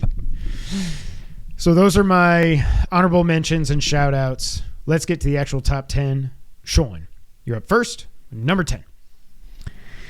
All right. Number 10. I had to look this one up because A, I wasn't sure, and then B, I wasn't sure if I should count it. But I counted it because it's our list. It's our list. Rogue Legacy 2. Technically, I think it came out in like 2020 or something. But it didn't come out on PS5 until last year. So I'm like, I'm going to... No, it came this... I mean, yeah, okay, well 23, yes. Yeah. That game... To me, like, I had heard of it, or at least Rogue Legacy in general, but didn't really know anything about it other than that it was a Rogue game. I guess technically roguelite, Rogue, whatever. So, what's that meme? Was it Shaq who said, I wasn't familiar with your game or whatever? Yeah. Like, that's kind of, I was like, wow, okay. And as soon, like, this is one of those games, it's up there, hear me out, with like, Breaking Bad, where as soon as I started, I was like, yep, and I was hooked. Like, there are some games it takes me a little bit to get into. Like, there's some games that I go into knowing, okay, I'm going to love this. There's some games that I go into not knowing much about it, and I'm like, I don't know. That's how I was with this, but it hooked me immediately. One of my... It's up there in my, I never know how to say it because the words don't make sense, but most proud of Platinum. It was a grind, but it was fun. I don't know that I'd put it above like Hades, but it's probably, man, Returnal's up there too as far as rogues, but I don't know. It was so much fun. Very deep, very like, there's so many characters you can play as and they all have their own thing. Just, there was a lot to that game, but I enjoyed the crap out of it. That being said, still only my number 10 game. Okay. I should have had that in my honorable mentions. I'd forgotten about that. It didn't make my top 10, and I wasn't very good at it like you were. I feel like I unlocked a whole bunch of stuff, but I only beat the first boss. Yeah. And then I kind of just fell off it because something else came out. But Actually, that might have been right around the time Final Fantasy came out. I can't remember. I think it was, yeah. It might have both been June. All right. Number 10 for me is the aforementioned. Fantastic game. I just feel like I love the words, the aforementioned. You know, like I say every time I say it, it's like it's a band name or something. It sounds awesome. Or like the final boss in a video game. Of like Hades or something. The aforementioned Sonic Superstars. Now, to me, I think this is the best non-16-bit Sonic game that there is. That might not be saying much, but, and I count Sonic Mania, I'm calling it a 16-bit. That is still, it's not as good as Sonic Mania. That game is absolute, as far as Sonic goes, it's perfect. Like I said earlier, I love that the Chaos Emeralds now give you different powers, so you don't just have to wait until you get Supersonic. I feel like I vibe more with the exploration in this than you do. And maybe it's because I've played more of the game, but it feels like a lot of the times I didn't really have to go out of my way to find the big rings that take you to the Chaos Emerald bonus stages. And maybe that's it. Maybe it's like, I think back to like Sonic 2, Sonic 3, probably more Sonic 3 than anything, where like in Act 1, is it like Act 1? Is Act 1 level 1 or is Act 1 world? Like what's the terminology? Act 1 part 1, Act 1 part 2, or is it something? Act 1, Act 2. It's like Green Hill Zone, Act 1. Oh, so the levels aren't numbered, and then it's Act 1, Act 2. Right. So Sonic 3, what's the first world? Emerald? No, that's 2. Anyways, but like the first islands. World of Sonic 3, between Act 1 and Act 2, I feel like you find, without trying too hard, 3 or 4 of the big rings to go to the bonus for the Chaos Emerald. And that's how this game has started. I found a bunch without really trying. But in the later levels, I remember I'll go through entire levels without ever finding one. And so that's why I'm like, well, clearly you have to search a little bit. If you just zoom through it, you're going to miss them, even though it's kind of hard to miss them in the beginning. And so that's why I feel compelled to just explore everywhere. Well, and I think they've only got them in certain levels. It's not like if you miss it in Act 1, you can get it in Act 2. It might just only be in Act 2 or only in Act 1 for that world, okay. I think. But I really like it. I like the level design and everything. The music's fantastic. I mean, I've said enough about it already, but it's not my favorite game of the year. But I'm glad it was worth my $45 so far. I want to get back to it and beat it. There's a whole second story campaign. You unlock another character. Really? You can play as that character is apparently OP, and then you play through a story with them, and then you get the real final boss. I'm like, wow, Sonic, look at you. Dang. Okay. So good on Sega bringing the little blue blur back. The little blue blur back. That's my number 10. God. All right. Number 9, Sean. All right. Number 9. I feel like I've soured perhaps a little unfairly on this game. Okay. Definitely enjoyed it. I was looking forward to it since I first heard of it. Sea of Stars. Oh, wow. I think probably unfairly it the moved down a notch or two because of the platinum and having to redo everything. And now my most recent memory of the game is A, playing it for a second time, and B, just wrecking fools because it's New Game Plus and I'm like OP. I still like it. In my mind, also unfairly, the bar was Chrono Trigger because that's how it was presented and whatever. It's no Chrono Trigger, but it is still a very good game in its own right. I love all of I kind of wish they would have done more, but I love the tie-ins with The Messenger. I mean, that's twice now. So Messenger, just fantastic game, fantastic writing, fantastic music, just straight up fun. They did the whole 8-bit and 16-bit thing in one game that I've always wanted. Perfectly. And now this game, a little more conventional, but the writing is still great. I love the tie-ins across 2. what should be two totally unrelated games, but they make it work. When you get to a couple of those areas where you hear the music from the messenger, Yeah. I'm like, oh my God, that bring it. I love the stuff that they did when there's a certain part when you get to just a whole new area of the game, and for a second they tease doing something like the messenger, and I was like, but then they didn't actually do it. When the graphics change for a little bit when you're in like the ship or whatever, when I saw that, I'm like, okay. oh my God, are they gonna do it? And then they didn't. I was like, oh God, that would have been so cool. But still, great game. It was never going to live up to Chrono Trigger. No. But still a very good game. I definitely enjoyed it. And ultimately, I mean, this is just, it's a loaded year. What the frig? And this is not a fake account that I follow. You gotta be kidding me. Wow.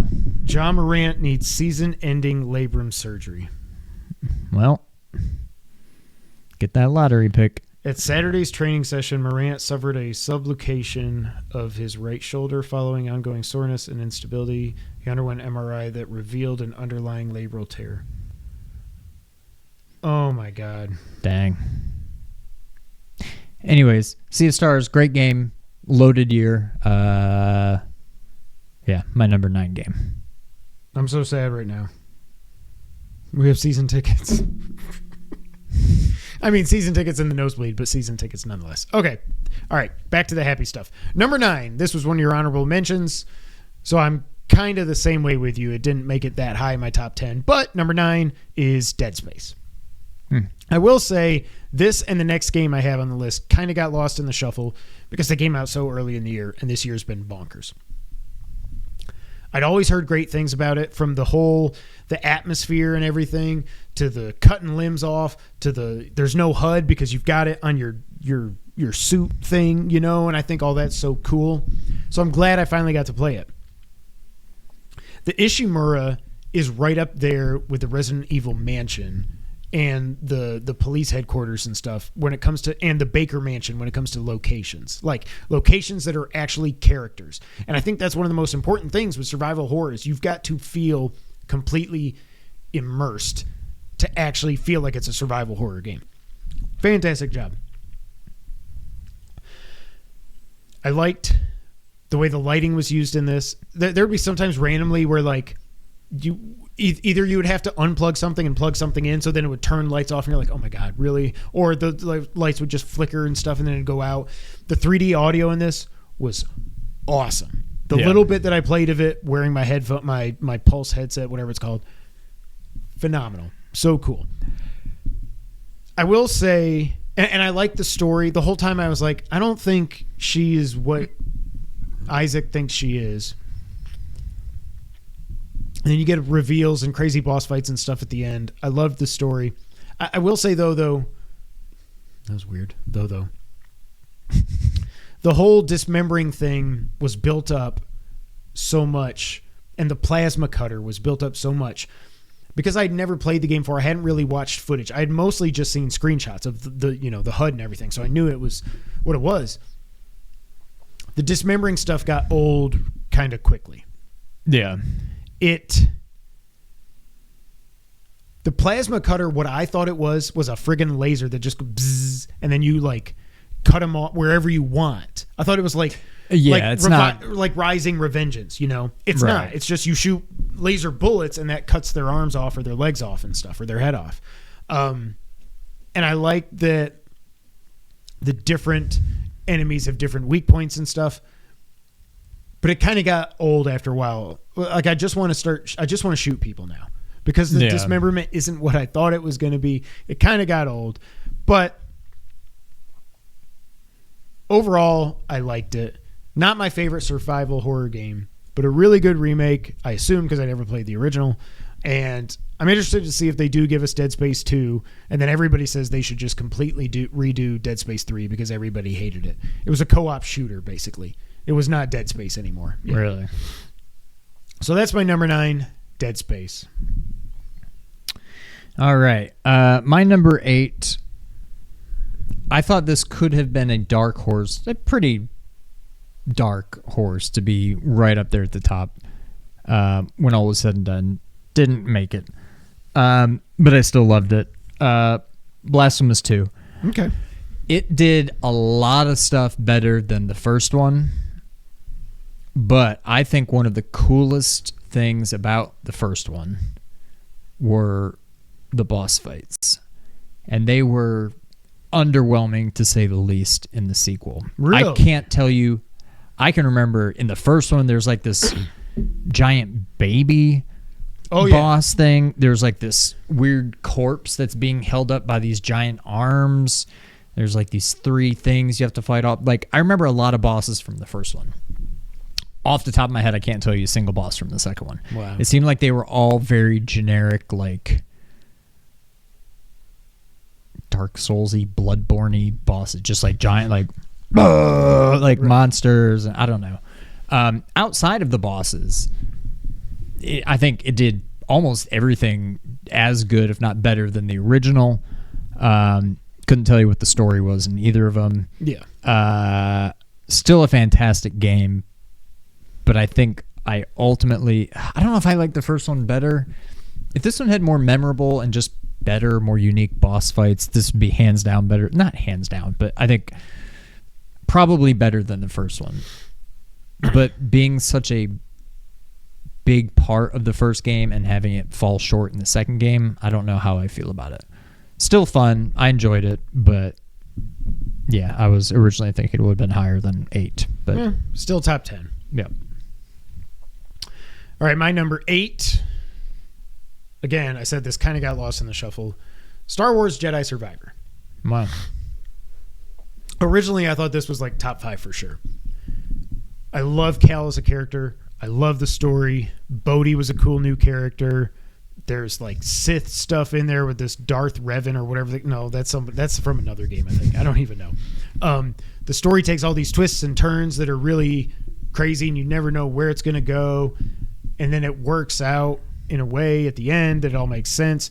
There are so many, when I think back to this, I'm like, there were so many holy shit moments with the story and with the gameplay. When you, that one time when you're like on the desert planet and you start going through all the portals with your girlfriend, whatever her name is. Yeah. I was like, this is Rift Apart. This is so unreal. Freaking cool. It was unlike anything. It's awesome. The gameplay was better. The map was better. The gameplay, I like that we had all the different lightsabers you could do, the different stances. So you could dual wield if you wanted a lightsaber and a gun, you could do that. A blaster, excuse me, sorry. I liked so much about this game. I liked all the different planets with different environments and how like you had the super futuristic cities, and then you had the jungles, and then you had the desert. Like, it was so cool. The quote unquote biomes were so different and cool. There's a lot of it I liked. But the thing that I think back to, and probably the reason I never went back and got the platinum with this game just ran like dog shit. Even on performance mode. The amount of screen tearing that I had. See, and I never had I that. know. That's so weird. I would turn the camera and it'd be like half the screen moved and half didn't, and then it would catch up. It was horrible. It was just, that's the thing that dragged it down the most for me. Now, I know it's been patched and everything like that, and that's good. But I do think, even without that, when I look at the games I've got above it, I like all these games better than it. So I don't know that even if the performance was great, I don't know that it really would have moved up any. But when I think about it, the one thing to critique it is that damn performance was horrible. And the friggin' game was 150 gigs. Wow. And if your performance mode has horrible performance, for some people, it's not a good thing.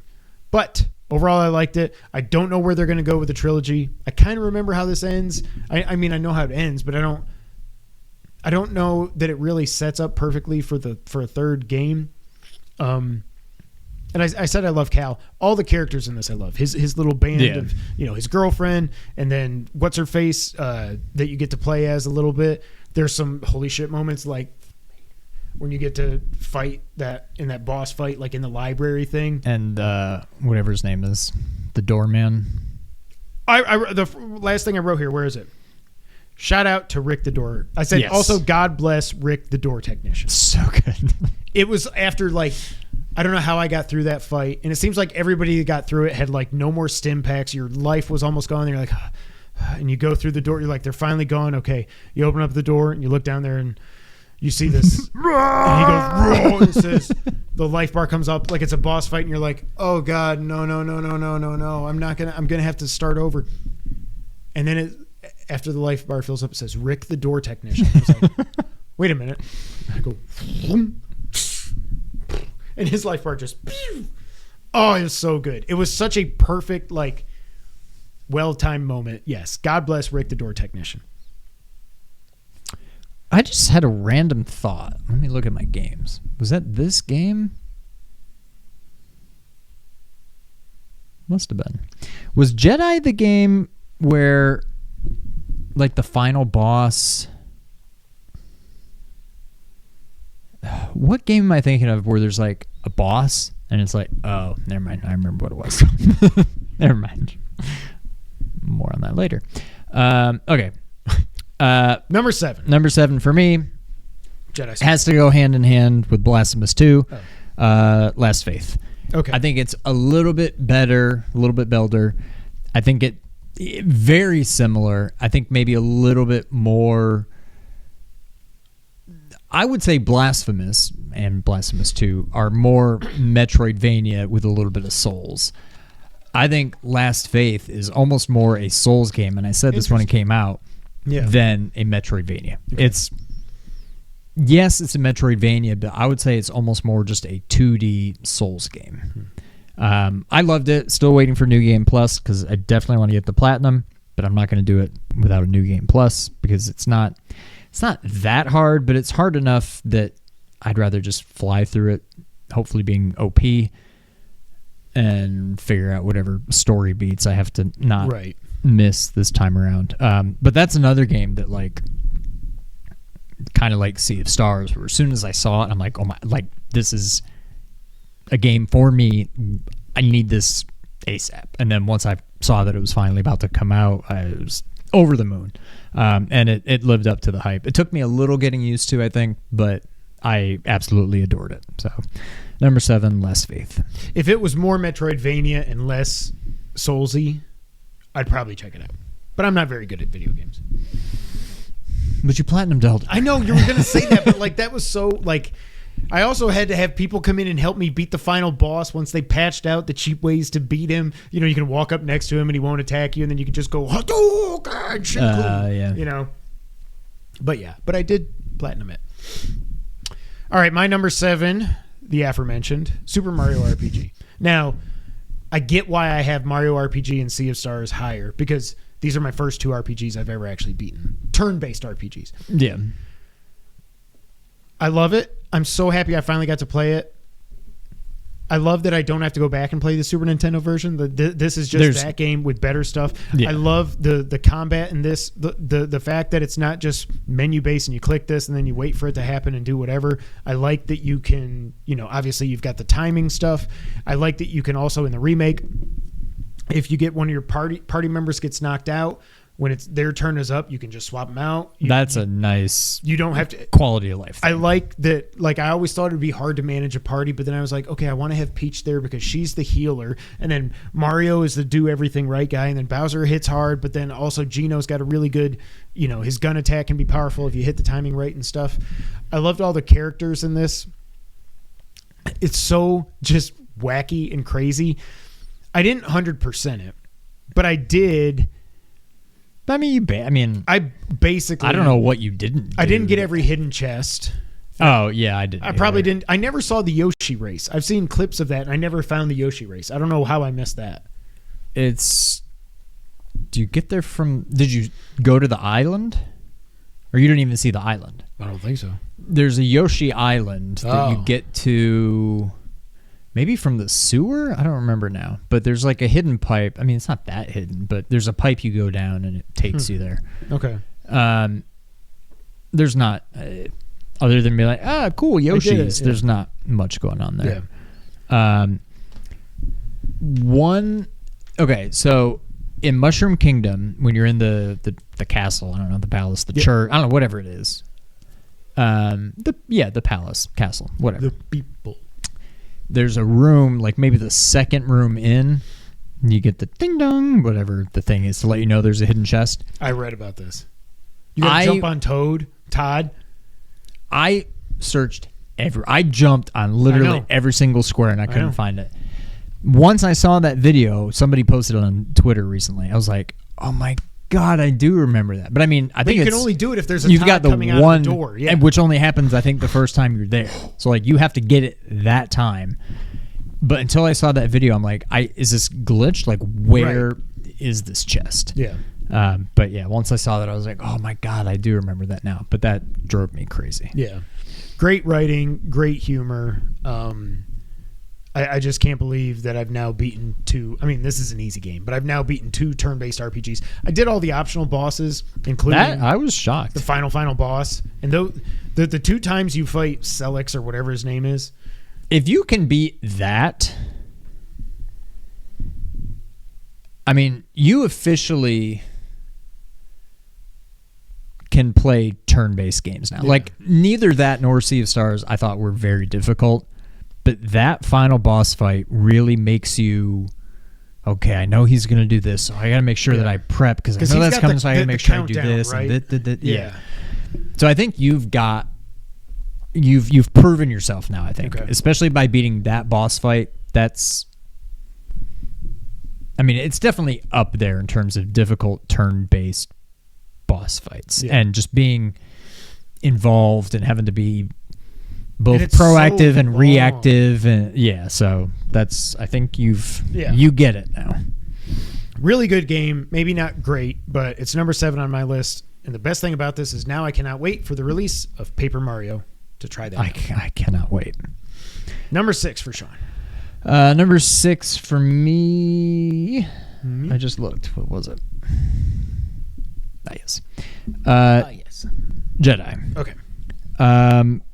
You kind of touched on it already. I don't remember where I had the original one ranked in that year. Was it 2019, I think? But I think I had it. It was probably about the same. I think somewhere in the middle of my top 10. I think this is hands down a better game. Mm-hmm. And I didn't have any of these issues that you had, and that it seems like a lot of people had.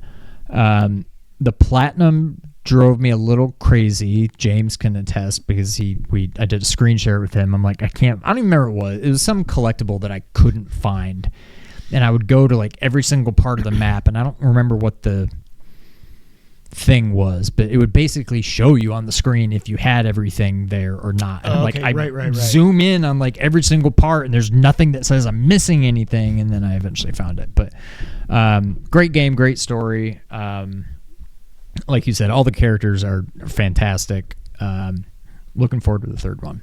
So yeah, number 6, Jedi. All right, number 6 for me. This might be a little controversial. It's lower than I thought it would be. Spider-Man 2. Number 5 for me. Okay. Overall, a very good game. I think it's clearly the best of the 3 Spider-Man games so far. I think the gameplay is fantastic. At first, when I saw that Spidey gets wings, I was like, what the hell is this? Now you're Superman flying around. I loved it. When you really get in the flow, when you hit like the air currents and stuff, and you go from thwipping and thwapping to flying, it's so much fun to just glide across the whole city. I like that one of the trophies to get the platinum was that thing where you got to go from the bottom left of the map to the top right without ever touching the ground. I was like, okay, let me see. Okay, so I see those there, and then I can go and do so much fun. The opening was one of the coolest openings to a game since like God of War 3, when you're fighting Poseidon and stuff, you know. I like the team up moves with different characters. I like the side quests were pretty cool. Leading into apparently what Venom is going to be about. That side quest was really cool. I didn't think it was going to end there. Oh my God, I'm dying.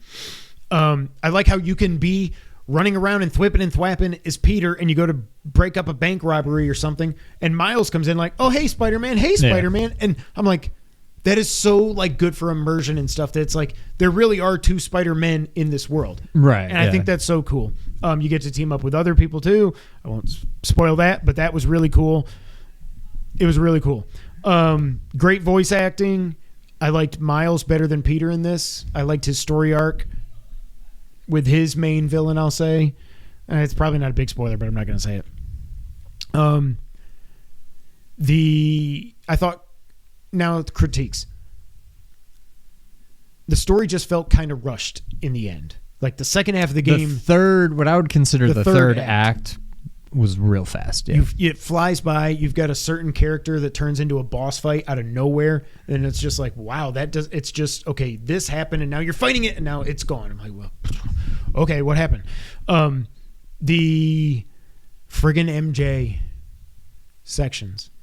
But now she's like, she's just got this taser and she's more powerful than Spider-Man. They were better than they were in the first one. Yes, there were not nearly as many of the just walk around parts like there were in the first one. The one I will say that was a walk around part that was awesome though, I'll just say in the tunnel.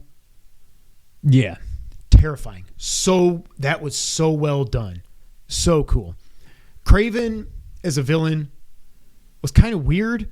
It was like, I still feel like I came around on him a little bit during the game. I'm like, okay, he's why is he cool. A billionaire with all this technology and shit? But at the same time, I'm like, I still do not, and maybe this was not the best representation of him. I don't know. I feel like people love this dude. And I'm like, he's like, I mean, he's below Venom. He's below all of the Sinister Six.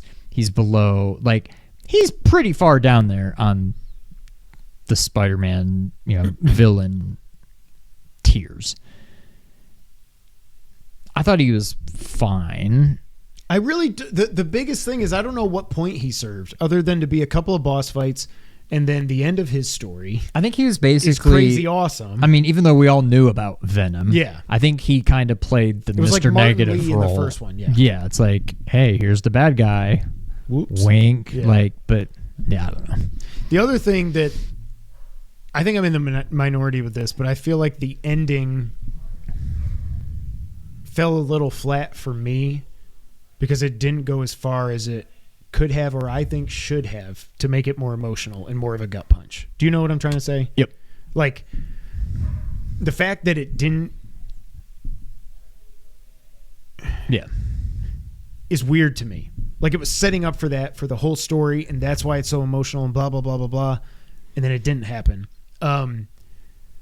The reveal, the post-credit reveal of that one character, I'm like, I don't even know who that is, nor do I care. So that doesn't really get me excited for 3. I'm going to get 3, but I guess at the end of the day, it was the story was fine for me. At the end of the day, it was more Spider-Man. Spider-Man better, but still just, I've done this 3 times now. You know what I mean? Yeah. So what are your thoughts on Spidey? I agree. I think, I'm not sure if it's the better game. I mean, I think Miles Morales is number 3 easily. I think this is probably a better game than 1. I think I like the story better in 1. But I think, 1 had the better story, the better villains, a lot of stuff. This was just an overall, it did more. It was a better game. But at the same time, like you said, we already have a George. We have 2 other Georges. Mm-hmm. And we had 3 Georges before that with the Arkham games.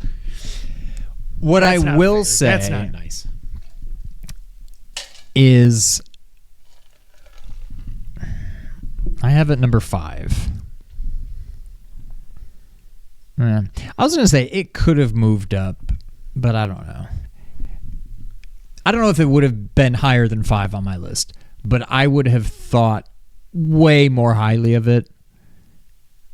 No spoilers, but if they did what seems like it should have been the obvious thing in the post-credit scene that they didn't do, like, how do you mess that up? You get nerds. It was like, oh right God, there for you on a silver this platter. She's awesome. I could not care less. I know.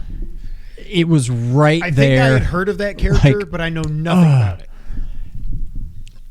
That was such a letdown for me. I wasn't expecting anything, but then I was like, oh my God.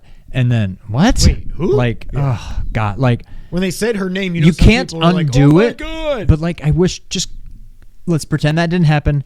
Patch it. Change it. Peter's face. God. Yes. I hate so much that they didn't do that and that they did what they did do. But it's still a very good game. We already have 2 Georges, maybe 5 or 6 Georges.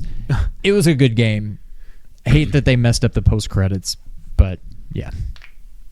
All right, so my number 5 is Sea of Stars. Wow, okay.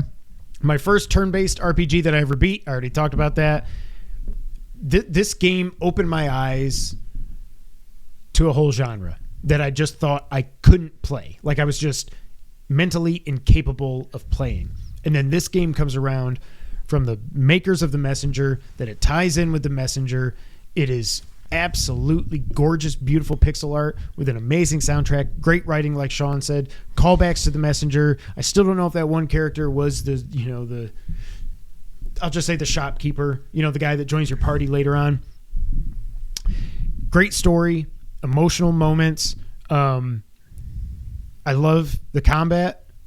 It builds off of Mario because it's got the timing stuff, but then it's also got the defending stuff, and then it's got sometimes you're doing super moves where you got to like parry stuff back and forth, back and forth. I like how it's got the locks over people's heads, so it's like you got to be strategic if you want to be like, okay, he's 3 more moves, and he's got a snow, a sun, and a sword. Is there a way I can do this with the way my party's set up now? Can I do a 2-for-1 to get 2 of those? I love that. It was so cool. I like that there's not random encounters. That's one thing when I was playing Final Fantasy VII that was annoying the shit out of me. I was like, I just want to walk from here to there without... I like that you can see the enemies, and if you want to fight them, fight them. If you don't, you can walk by them. I mean, they'll come after you and stuff, but you can get by them. I like how it also kind of had some Metroidvania elements because you would get items like the grappling hook and stuff that opens up other areas you couldn't get to, and you were getting items in the dungeons like a Zelda game and stuff. You know what I mean? I adored this game. I have never played Chrono Trigger.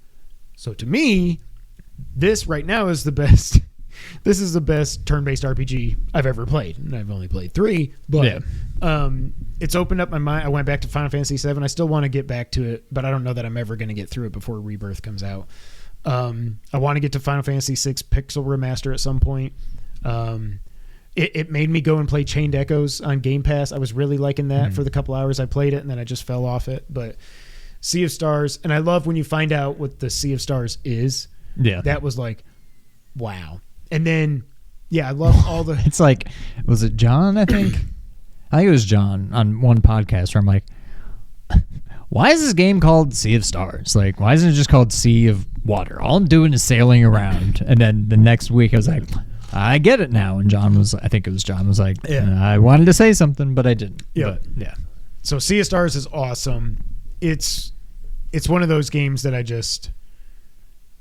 did not expect at all. I mean, I knew it was coming out, and once I knew it was on PS Plus, I was like, okay. And I'm glad it was on PS Plus because they got the bag for that. But it also, personally, I'm glad it was on PS Plus because there was no excuse. Just do it. Yeah. And I loved it. So that's my number 5. Okay, number 4. This is when things start to really tighten up. My number 4, Mario Wonder. Also my number 4. I wonder if we're going to have the same top 4. I will say this. For me, any other year, any of these top 4 easily could have been a game of the year. Yeah. I mean, my number 5 was Spidey 2. Spidey was my number 1 game when it came out. So, stacked year. I love this game. It is not the best Mario platformer ever. Well, it might be the best, but it's not. It can never hit like 3 in World. It's never, there's a nostalgia that even 10 years from now, this game will probably have a little nostalgia, but World will have even more nostalgia. It's beautiful. The music and everything is just so well done. I think the power-ups are maybe a little lackluster. I don't think the elephant or the drill or the bubble thing really adds a whole lot. I don't like that the only way to ride a Yoshi is when it's just I don't like how they did that. That being said, it does a lot of stuff right, and the stuff that I'm really looking forward to, I don't think we've gotten to yet. I've been trying to stay away from any and all videos. Me too. All I did was look up how many levels are in the last But world. like, I think some of these, and it's probably Special World, Star Road, whatever it's called, more so than the Bowser World. I think some of them are like borderline like Kaizo levels. Like I think they they're all get 4 pretty stars, yeah. crazy, and I can't wait to play them. It's another game that I bought, but I don't think on my playthrough, I don't think I'm even out of the second world yet. I'm not either. It's It's just so much. not- Yeah. It's way more fun to play co-op, and my daughter's not really, she doesn't know what she's doing yet. Love her. She's 4 years old. 4, She doesn't really know how to play Mario yet. It's fun, but almost in a way, not to the same extent, but kind of like Street Fighter. I'm like, this is a lot of fun. Or like Streets of Rage. There's a lot of games that are way more fun playing co-op. Yeah. This is one of them, but it's still, It's I also think, difficult stands if you on play its it by own. yourself. Yeah, it stands on its own. It's still a fantastic game. It's the best platformer since maybe Mario World. I mean, if you don't count like Mario Maker, that's a different thing all on its own. Yeah. But like, I like it better than either of the two new-ish, even though they're both pretty old now, Donkey Kong Country games. I like it better than new Super Mario U. It's probably the best, I think, since Mario World. Mm-hmm. But it's weird. I don't know that I can say that it's probably a better game than Mario World, but there's a lot of like levels in Mario World that shouldn't really be memorable. There's nothing special about them, but they're memorable. This game has some memorable levels, but it's just because some of the crazy stuff that happens Wonder in Seeds, them. yeah. It's not so much just the design of the levels, it's the crazy stuff that happens You haven't during had a them. moment where like you kill Yoshi to get to a secret exit. You know what I mean? Yeah, Stuff exactly. like that. Yeah. So I love it. It's the best platformer in generations. I will say that. But yeah, it's what could have been game of the year if it came out this year. It very well could have been my game of the year. Yeah. Last year, it's number 4. Yeah. Mario Wonder is fantastic. What can I say that Sean hasn't said? I do think it's the best. I always prefer, I'm going to say 2D, even though it's 3. You know what I mean? Yeah. Side-scrolling Mario to 3D Mario. Having said that, again, Galaxy blew my mind when I finally played it on Switch. But this is the best Mario game since Mario World. I love the Wonder Seeds. There are some repeats, like we've had 2 of the top-down things. You know what I mean? One of the small changes that they made in this that I love is getting rid of the timer.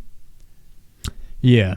That makes I didn't realize it at first when we were playing, but then at some point I realized it and I was like, oh, wow, there's no timer. They want you to explore. They want you to, even if the Wonder Seed's a little bit hard to find or whatever, it pushes you to explore more and stuff. So I love that they did that. I never had a problem with the new Super Mario games. Having said that, this does feel like it controls better. And like at one point we were saying we narrowed it down to like the whole, if you go this way and then you turn. It's like, yeah, like, there's no like ice physics. Like, it's not as floaty and stuff. And it's awesome. One of my nitpicks was the power-ups aren't great, the new ones. I would like to have more and better ones. The only other downside, the camera controls sometimes can get really friggin' annoying. And yeah, but I mean, there's only. I feel like there's not really any way around that. They could maybe have it zoom out a little. I don't know. Does it zoom at all? No. I feel like that's something new Mario, whatever the thing was called. New Mario, yeah. New Super Mario. I think That had a little bit of zooming. Like if you started getting too far away, I feel like you could zoom out a little bit, or maybe only certain levels. I don't know that this does that at all. No. There are times where it's like, just zoom out, just zoom a little bit. Just come on. But yeah. Squishing me up against a wall or something. I'm like, and then I got to go. I also like the variety of the levels. There's a lot of levels in this. I like the badge challenges to break things up. I like the break time things to break things up because it's like you go through a couple of 4-star or 3-star, 4-star, whatever. That was tough. This one, can't find the wonder seat, whatever. My God. So that's one thing. And then you get a break time. I will say, despite the power-ups being a little lackluster, I think the badges are a nice touch. They're not really power-ups per se, but it's another way. They're almost like you can difficult kind to of select. customize. I think that's really cool. I like how they did that. But yeah, that's all I got to say. Mario Wonder is freaking awesome. Any other year, this could have been my game of the year, but it was not. Yeah. So it's number 4 for both of us. Number 3. All right. Number 3. I'm wondering if you'll have the same or not.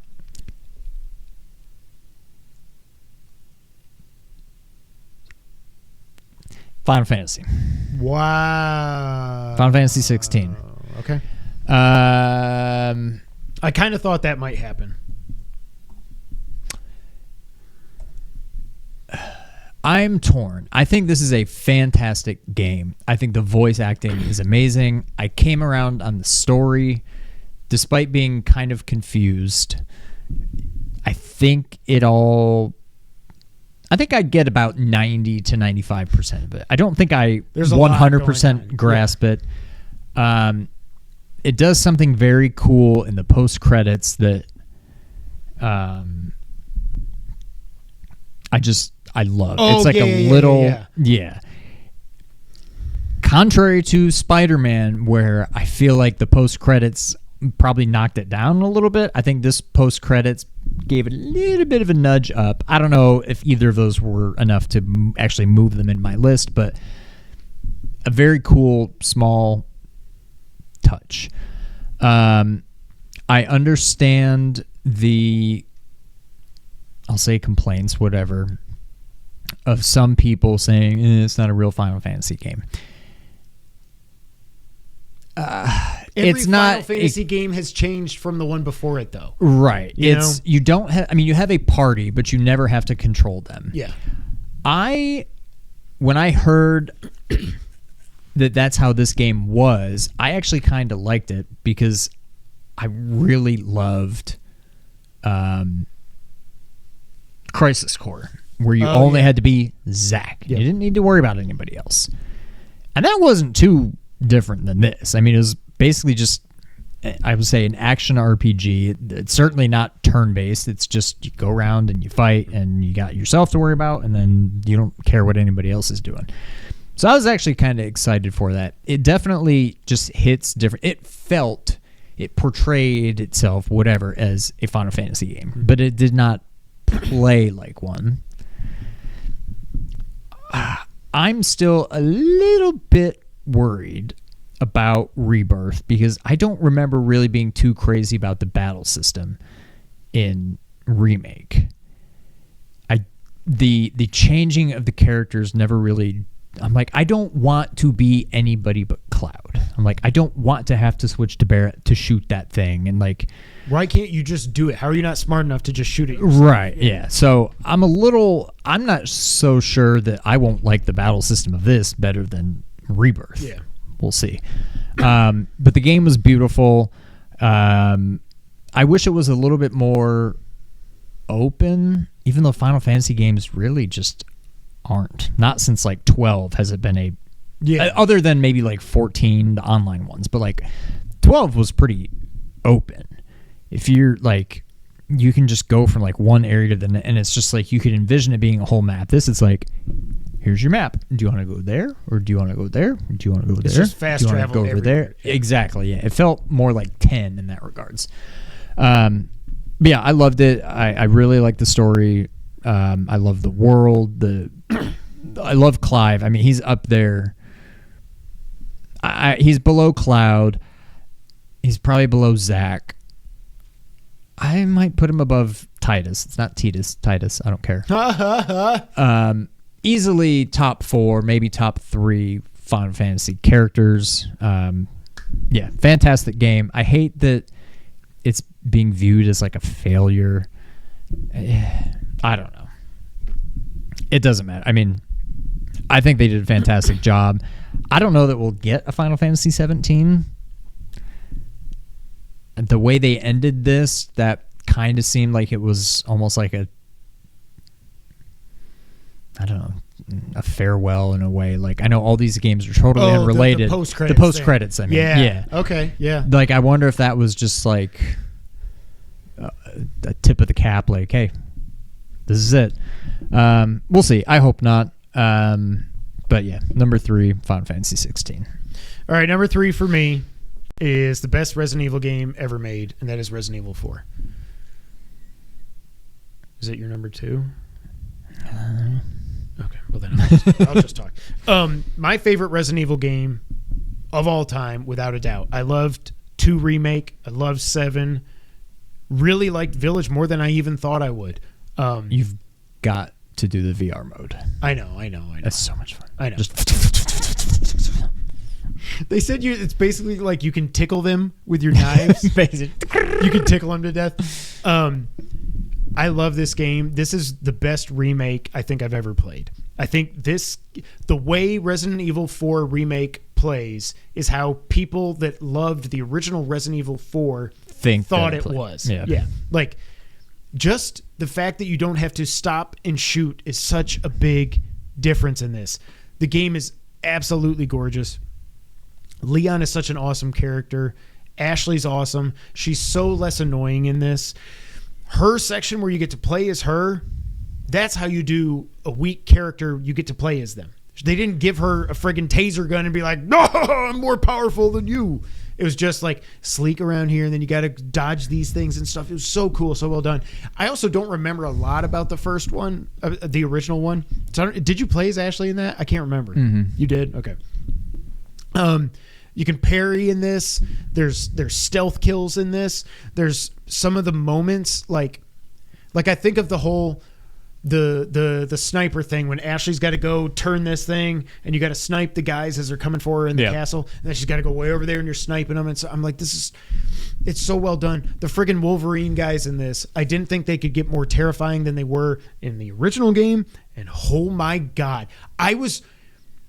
to get through that room with those 2 dudes, because it's when you first meet one, it's just one, right? And then you get to that room where there's the 2 of them.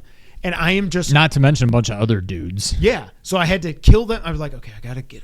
I'm like crawl walking everywhere. And then I'm like, okay. Headshot. I got to run as quietly as I can to get away because this guy's going to run over here. Phenomenal. So well done. They changed some of the dialogue and stuff, but Leon is still Leon. He's still funny. Yeah. He's still an action hero with the things he says and everything. Oh yeah, escorting Ashley is not as annoying anymore. You know, they grab her and she's like, "Oh, help!" and you can shoot the guy and get her down and everything. It was great when I was going up the castle. There were sometimes when like one of the big giant things would like throw a flaming rock at us or something. It would be like, boom, and be like, "Oh no, help Ashley!" I'm like, she is dead. I think the story was better done this time. I like that Luis got more time to shine. Yeah. It's just everything was just so damn near perfect. I like the extra mini bosses or strong enemies that they put in, like that. Like we talked about the guy when you're in the village, and then he's got the big hammer thing. I'm like, what the hell is this? Yeah. I like that there's collectibles. I love that the I guess the voice actor changed for the merchant, but I couldn't tell. I thought this guy was fantastic. Got some things on sale, stranger. Fantastic. Loved it. The only thing I don't think about this game is damn near perfect is Ada Wong's voice actor. However, don't harass people because that's stupid. Because you think they did a bad job.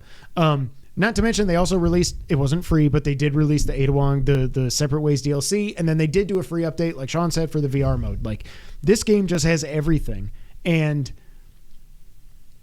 it was even better than I thought it was going to be. Resident Evil 4 is a masterpiece. Like I said, best Resident Evil game, best remake I think I've ever played. Resident Evil 4. Again, could have been game of the year any other year. Oh, easily. Yeah. Okay. Number 2. So when I started putting this list together, what I didn't want to do is go into it with just kind of a preconceived, foregone conclusion of what number 1 was. I tried to just take everything at face value. How did it stick with me? How much did I enjoy it? All these kinds of things, and just make the list what it should be. My number 2 game is Resident Evil 4. Okay, thank you. I had to at least make it. I don't care if you make it number 1, but I was like, he's not really going to do this. Yeah. He's trying to throw me off. It's Resident Evil 4. Everything you said, I mean, I could say the same thing. It's a fantastic game. I think at its core, it's just fun. It's a lot bit different from other Resident Evil games. I think the remake makes it feel a little bit closer. I think the difference between, say, 2 remake and 4 remake is much less than original 2 and original 4. Oh, yeah. But it is still a very different game. It's not necessarily a bad thing, but it's different. But at its core, it's just fun. I like being able to just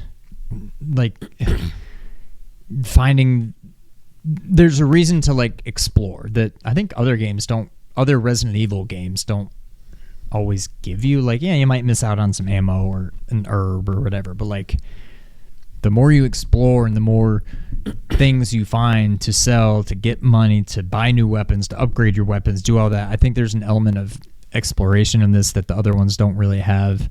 And just the different, I don't know, you don't just have a shotgun. You've got a shotgun, and then here's this other shotgun that's a little bit different, and then here's this other shotgun that's a little bit more different. You got I don't know, with all the bonus weapons you can get, you've got 5 or 6 different handguns that all play a little bit differently, and some of them have the 3-round bursts, and some of them are a little more powerful but shoot slower.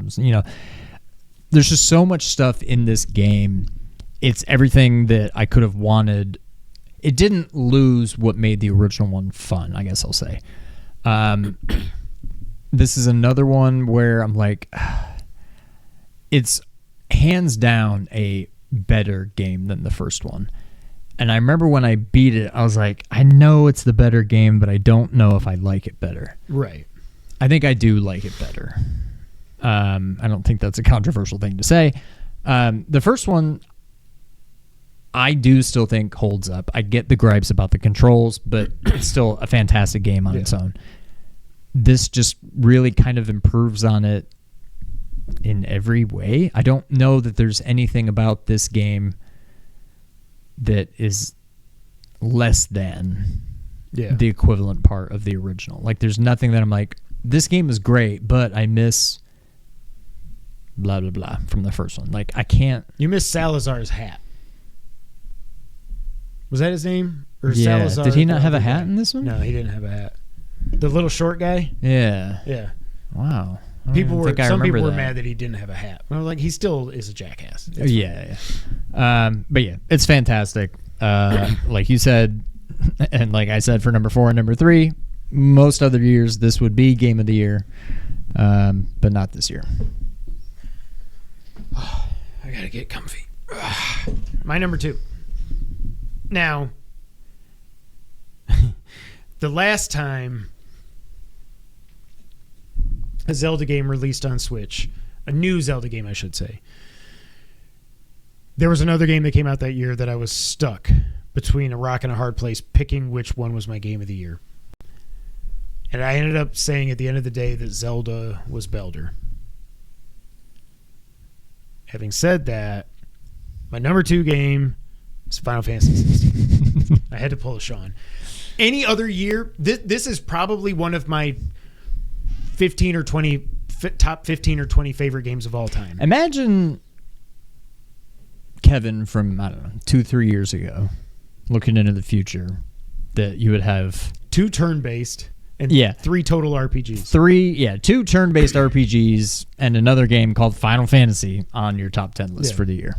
It's the only Final Fantasy game I've ever bought at launch. Well, no, 7 Remake I bought at launch. Sorry.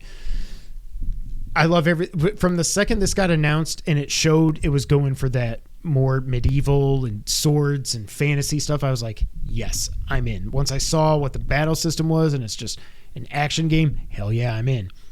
This also, though, is one of my favorite stories in any game I've ever played. It's up there to me with Metal Gear Solid 3, Uncharted 4, The Last of Us, like some of my favorite stories ever told in a game.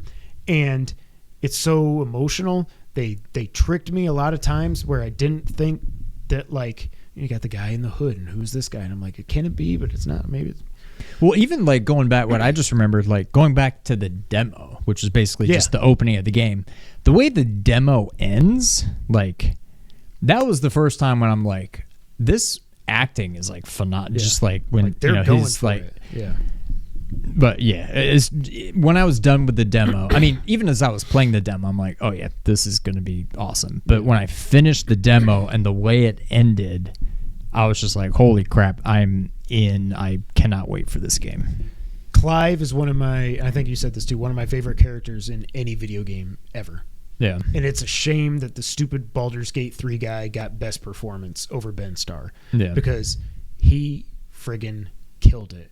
And I've heard, no matter what people have said as I've been listening to podcasts and stuff, when they bring up Final Fantasy 16, no matter what they think of the actual game, if it's not a Final Fantasy game, whatever, they all say Clive is one of the best characters ever in a video game with one of the best performances ever. And I don't know how anybody could argue that. I love Sid, my first introduction to a Sid. Yeah. He was awesome. Torgal is a good boy, and he's awesome. When he gets his moment where he goes Super Saiyan, I was like, what the hell?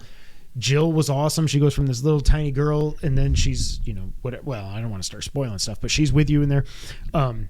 Dion, who I thought was just going to be a prick, his story arc with his family and everything, and the way it ends when he throws the spear, and she's like, what did you do? And it's like, that's not a real, that's not a thing. And then I'm like, holy shit. And the fact that he keeps getting his ass kicked, but he keeps getting up to help with the fight and everything. The thing happens with him near the end of the game and stuff. It's awesome. I love the combat. I love that you've got the different, I don't even remember what they called them now. It's been so long. Medals or whatever you could activate. Like if you didn't want to focus on the combos, you could just put this so you just do combo. Oh, yeah. That kind of stuff. I like that. I had forgotten until I was going through my notes. I forgot that the cinematic clashes and what was the other thing called? The cinematic dodges and the cinematic strikes. So cool. It always looked awesome.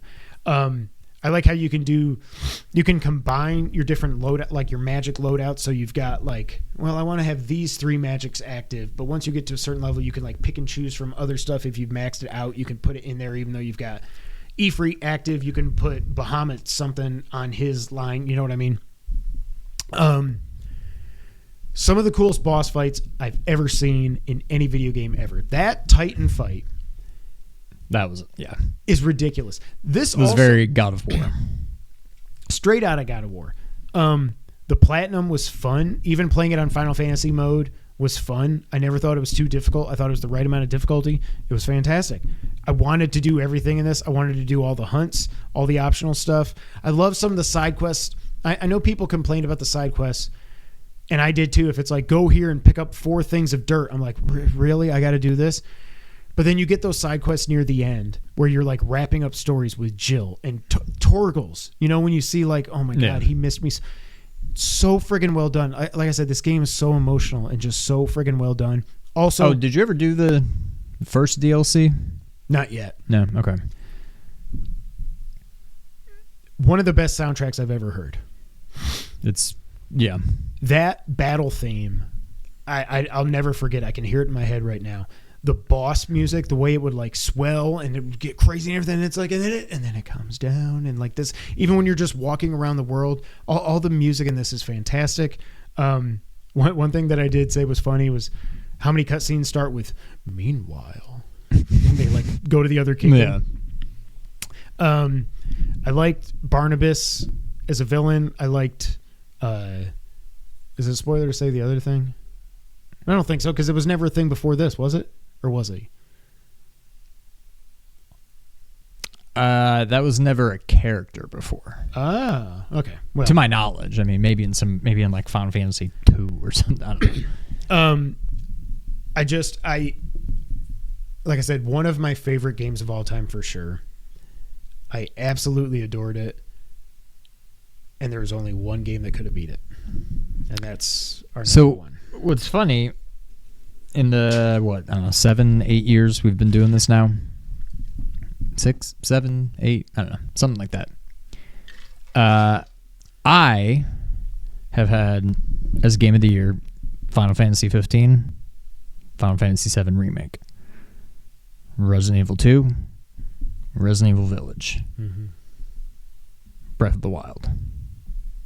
And now this year, my top 3 games, a Final Fantasy game, a Resident Evil game, and a Zelda game. You're so predictable. This year, but that, I mean, it just shows you like how unreal this year was. Like I said, when we did the looking back at it episode, it's like the year in review episode. It's probably too early to say this is like the best year ever, but man, when we get a few years removed from this and we look back on some of these games, like, and we didn't even mention Baldur's Gate 3. Oh, not to mention Spider-Man was a game of the year, and it was only number 5 for me this year, but like so many games, and I think the only other one since we've been doing this that I had game of the year was Elden Ring.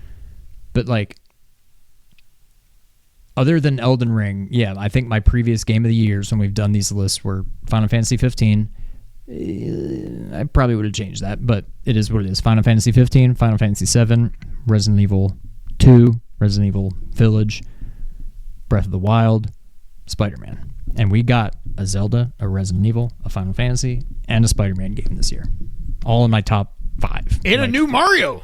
And Mario on top of that, yeah. I don't know where I ranked Odyssey, but yeah. It was probably like number 2 or 3 that year. I had it like 5 or 6. I was like, yeah. Tears of the Kingdom is our number 1 for both of us. Oh my God, I forgot about that. What? Tears of the Kingdom. I'm just kidding. Y'all thought he was going to pull out Bat Boy or something as number 1. I'll say this. I've been trying to think, and I kind of wanted. I think we did this. It's been 2 years, I think, since we revisited our top 10. I want to go back and do that for one of the bonus episodes coming up because I really need to put some thought into it. And I've been able to sit with this now since like June or whenever I stopped playing it, probably early July, after I put 145 hours in. This is one of my favorite games ever. It is in my top 5 for sure. It might be in my top 3 games of all time. I don't know that it can ever crack my 1 and my 2. But when I was playing it, I just could not believe how good this was. Mostly because we went into, well, I don't want to speak for you. I went into Breath of the Wild, more hype for it than any game since Metal Gear Solid 5. And really liked it, soured on it as the time went by. This, until those last couple presentations when they actually showed the gameplay and stuff, I was like, man, I don't know about this. It was once I think it was that first gameplay trailer, presentation, whatever, where I was like, okay, you got me now. But up until that point, I'm like, I was thinking of it more like I was Spider-Man. I'm like, it's more Breath of the Wild. How different is it really going to be? You can go in the sky now. Okay, cool. But like, yeah, until we actually saw that gameplay, I wouldn't say on the fence. I'm still like, it's Zelda. It's going to be day 1 for me. But yeah, once I saw the gameplay, I'm like, oh my God, yeah, I'm ready. It ended up being by far the most fun I've had playing a video game in a long time. Like, I could not believe how much fun I was having. I couldn't believe that I did every shrine. I mean, it was right there with Elden Ring, which I know was only 1 year prior, but like, as far as, there's not many games. It's Tears of the Kingdom, Elden Ring. At the time, probably Breath of the Wild. And I don't know. I can't really think of any others. Maybe a lesser extent, like Demon Souls, I want to say, but like it encompassed my entire life. Like when I wasn't playing it, I was thinking about it. I'm just like, man, all right, when I get home, I want to go explore that area. Oh, I got to go finish this shrine. I got to do that. Oh, I think I have to go back here and do this. But yeah, it was just like, it was I could think of. Yep. It was Elden Ring before that for me, and then probably Death Stranding before that. And I'm not joking. That's just like, I could not stop thinking about this game. Every time I was like, it's slow at work or get a lunch break, whatever. I'm like, I'm just going to put it out. Maybe I'll knock out a couple shrines or something. Also, to me, and some people don't feel this way, I guess, and some parts of it are a little confusing with how was that thing always there for 10,000 years and whatever. To me, and this is not saying much to some people, but I think it's the best story ever told in a Zelda game. They're usually pretty light, average at best, and this was definitely the best. The moment, like the Master Sword moment, maybe the coolest Zelda Master Sword pull, but just outside of that, even like maybe the coolest Zelda moment, or at least I don't know, reveal, whatever you want to call it, in a Zelda game ever, I think. Yeah. And when you figure out, when you see everything that went into the Master Sword, it's so well done, man. Also, I forgot we talked about how awesome the opening is in Spider-Man 2. The opening in this, it's kind of like the Great Plateau and all that. You get your powers, you do all this, but I love that you're talking to King Rauru throughout it and everything. I love you figure out what's going on with the hand. I love that one of the coolest moments I've ever had in a video. It might be the coolest moment I've seen in a video game since God of War 2018. When that happens, when you're in the boat and you're going back there, I'm like, oh my God, we're really going to do this. When you jump off the Great Sky Island for the first time and go down to the surface, and it turns into a cutscene really quickly, and it just shows Link falling, and that music swells, that freaking awesome main theme, and then it shows the low, and it's like, oh my God, this is something special. Like, this is that moment in Breath of the Wild when you walked out of the resurrection onto the plateau. This was like, oh my God, the fact that Nintendo on a freaking Switch,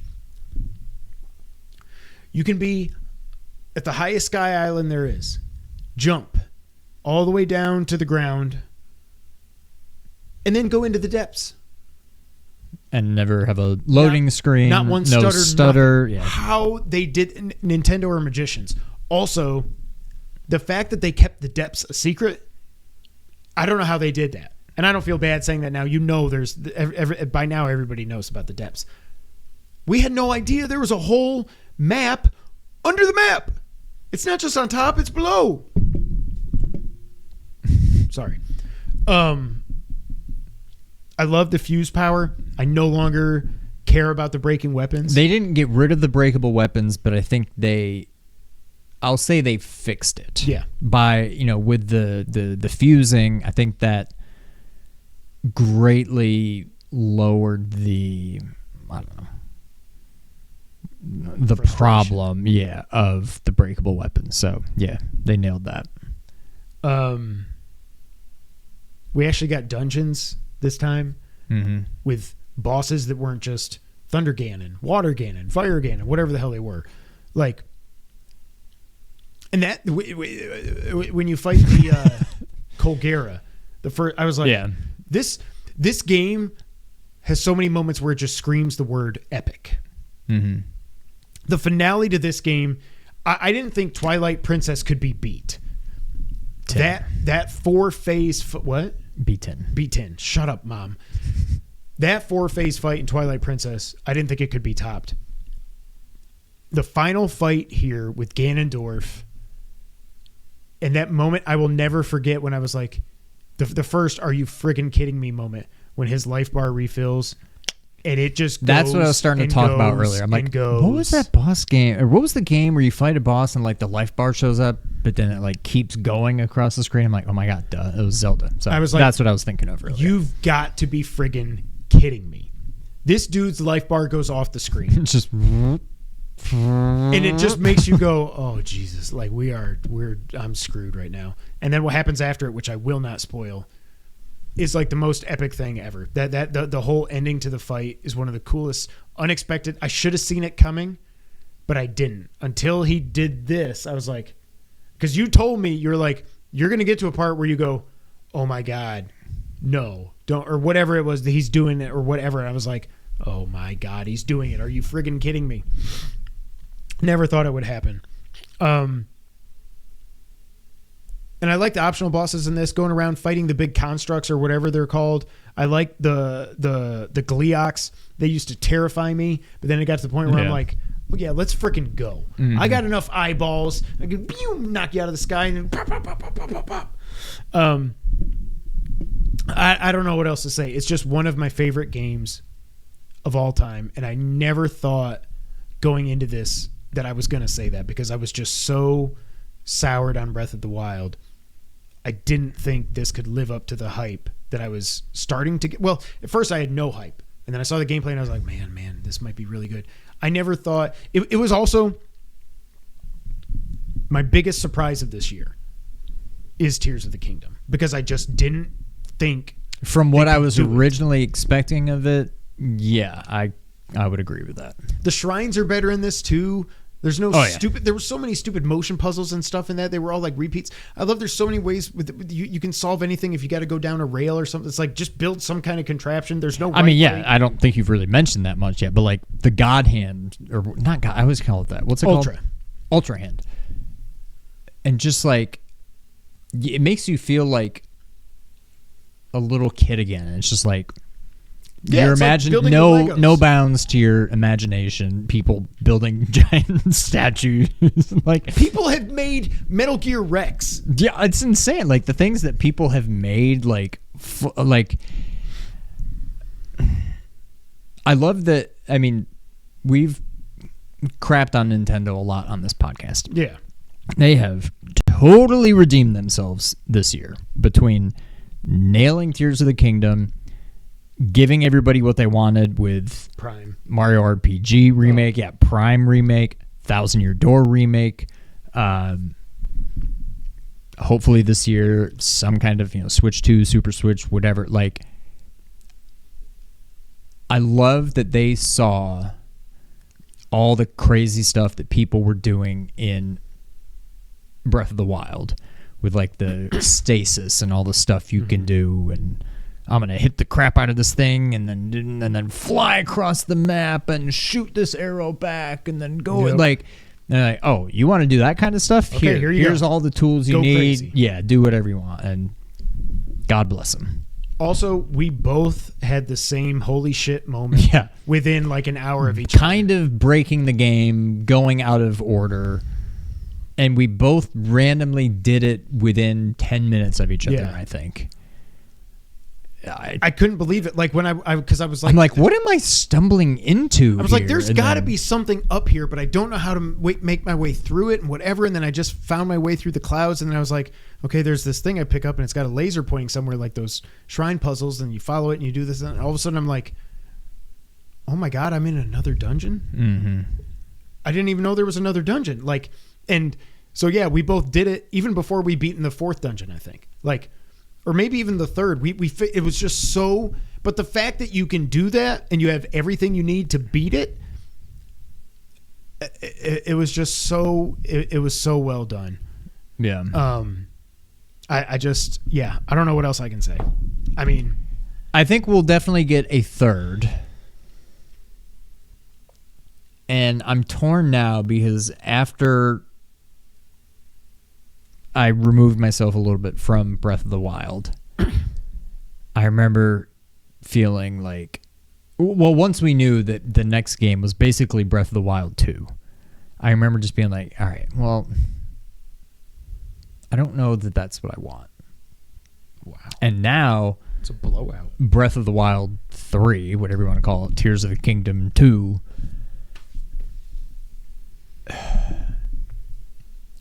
I don't really want them to change a whole lot. Like the Ultra Hand, the fusing, The fusing, I don't know. I'm sure they could improve on that. They probably only will. thing But like about the the Ultra fusing- Hand and like the thing where you like go up through the ceiling and stuff, The like Ascend. yeah, like don't get rid of that. Like It's so cool. It just makes traversing this world even more fun. Like yeah.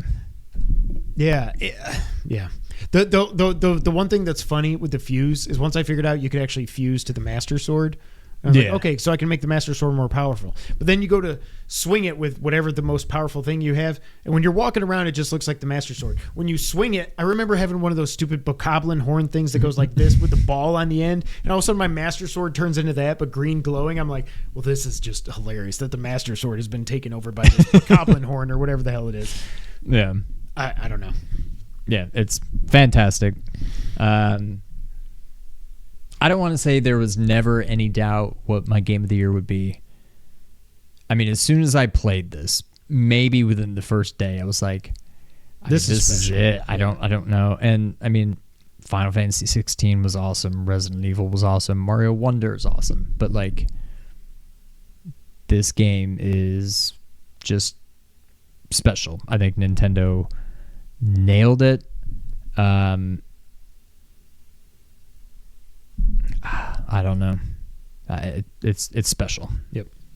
It's special. That reminds me, when I go back to our Game of the Year 2020 conversation, we both picked Final Fantasy VII Remake, and that was the one thing I was like, this game is just special. And Yeah. that's what I feel about this game is just special. Like, I cannot believe that they pulled it off.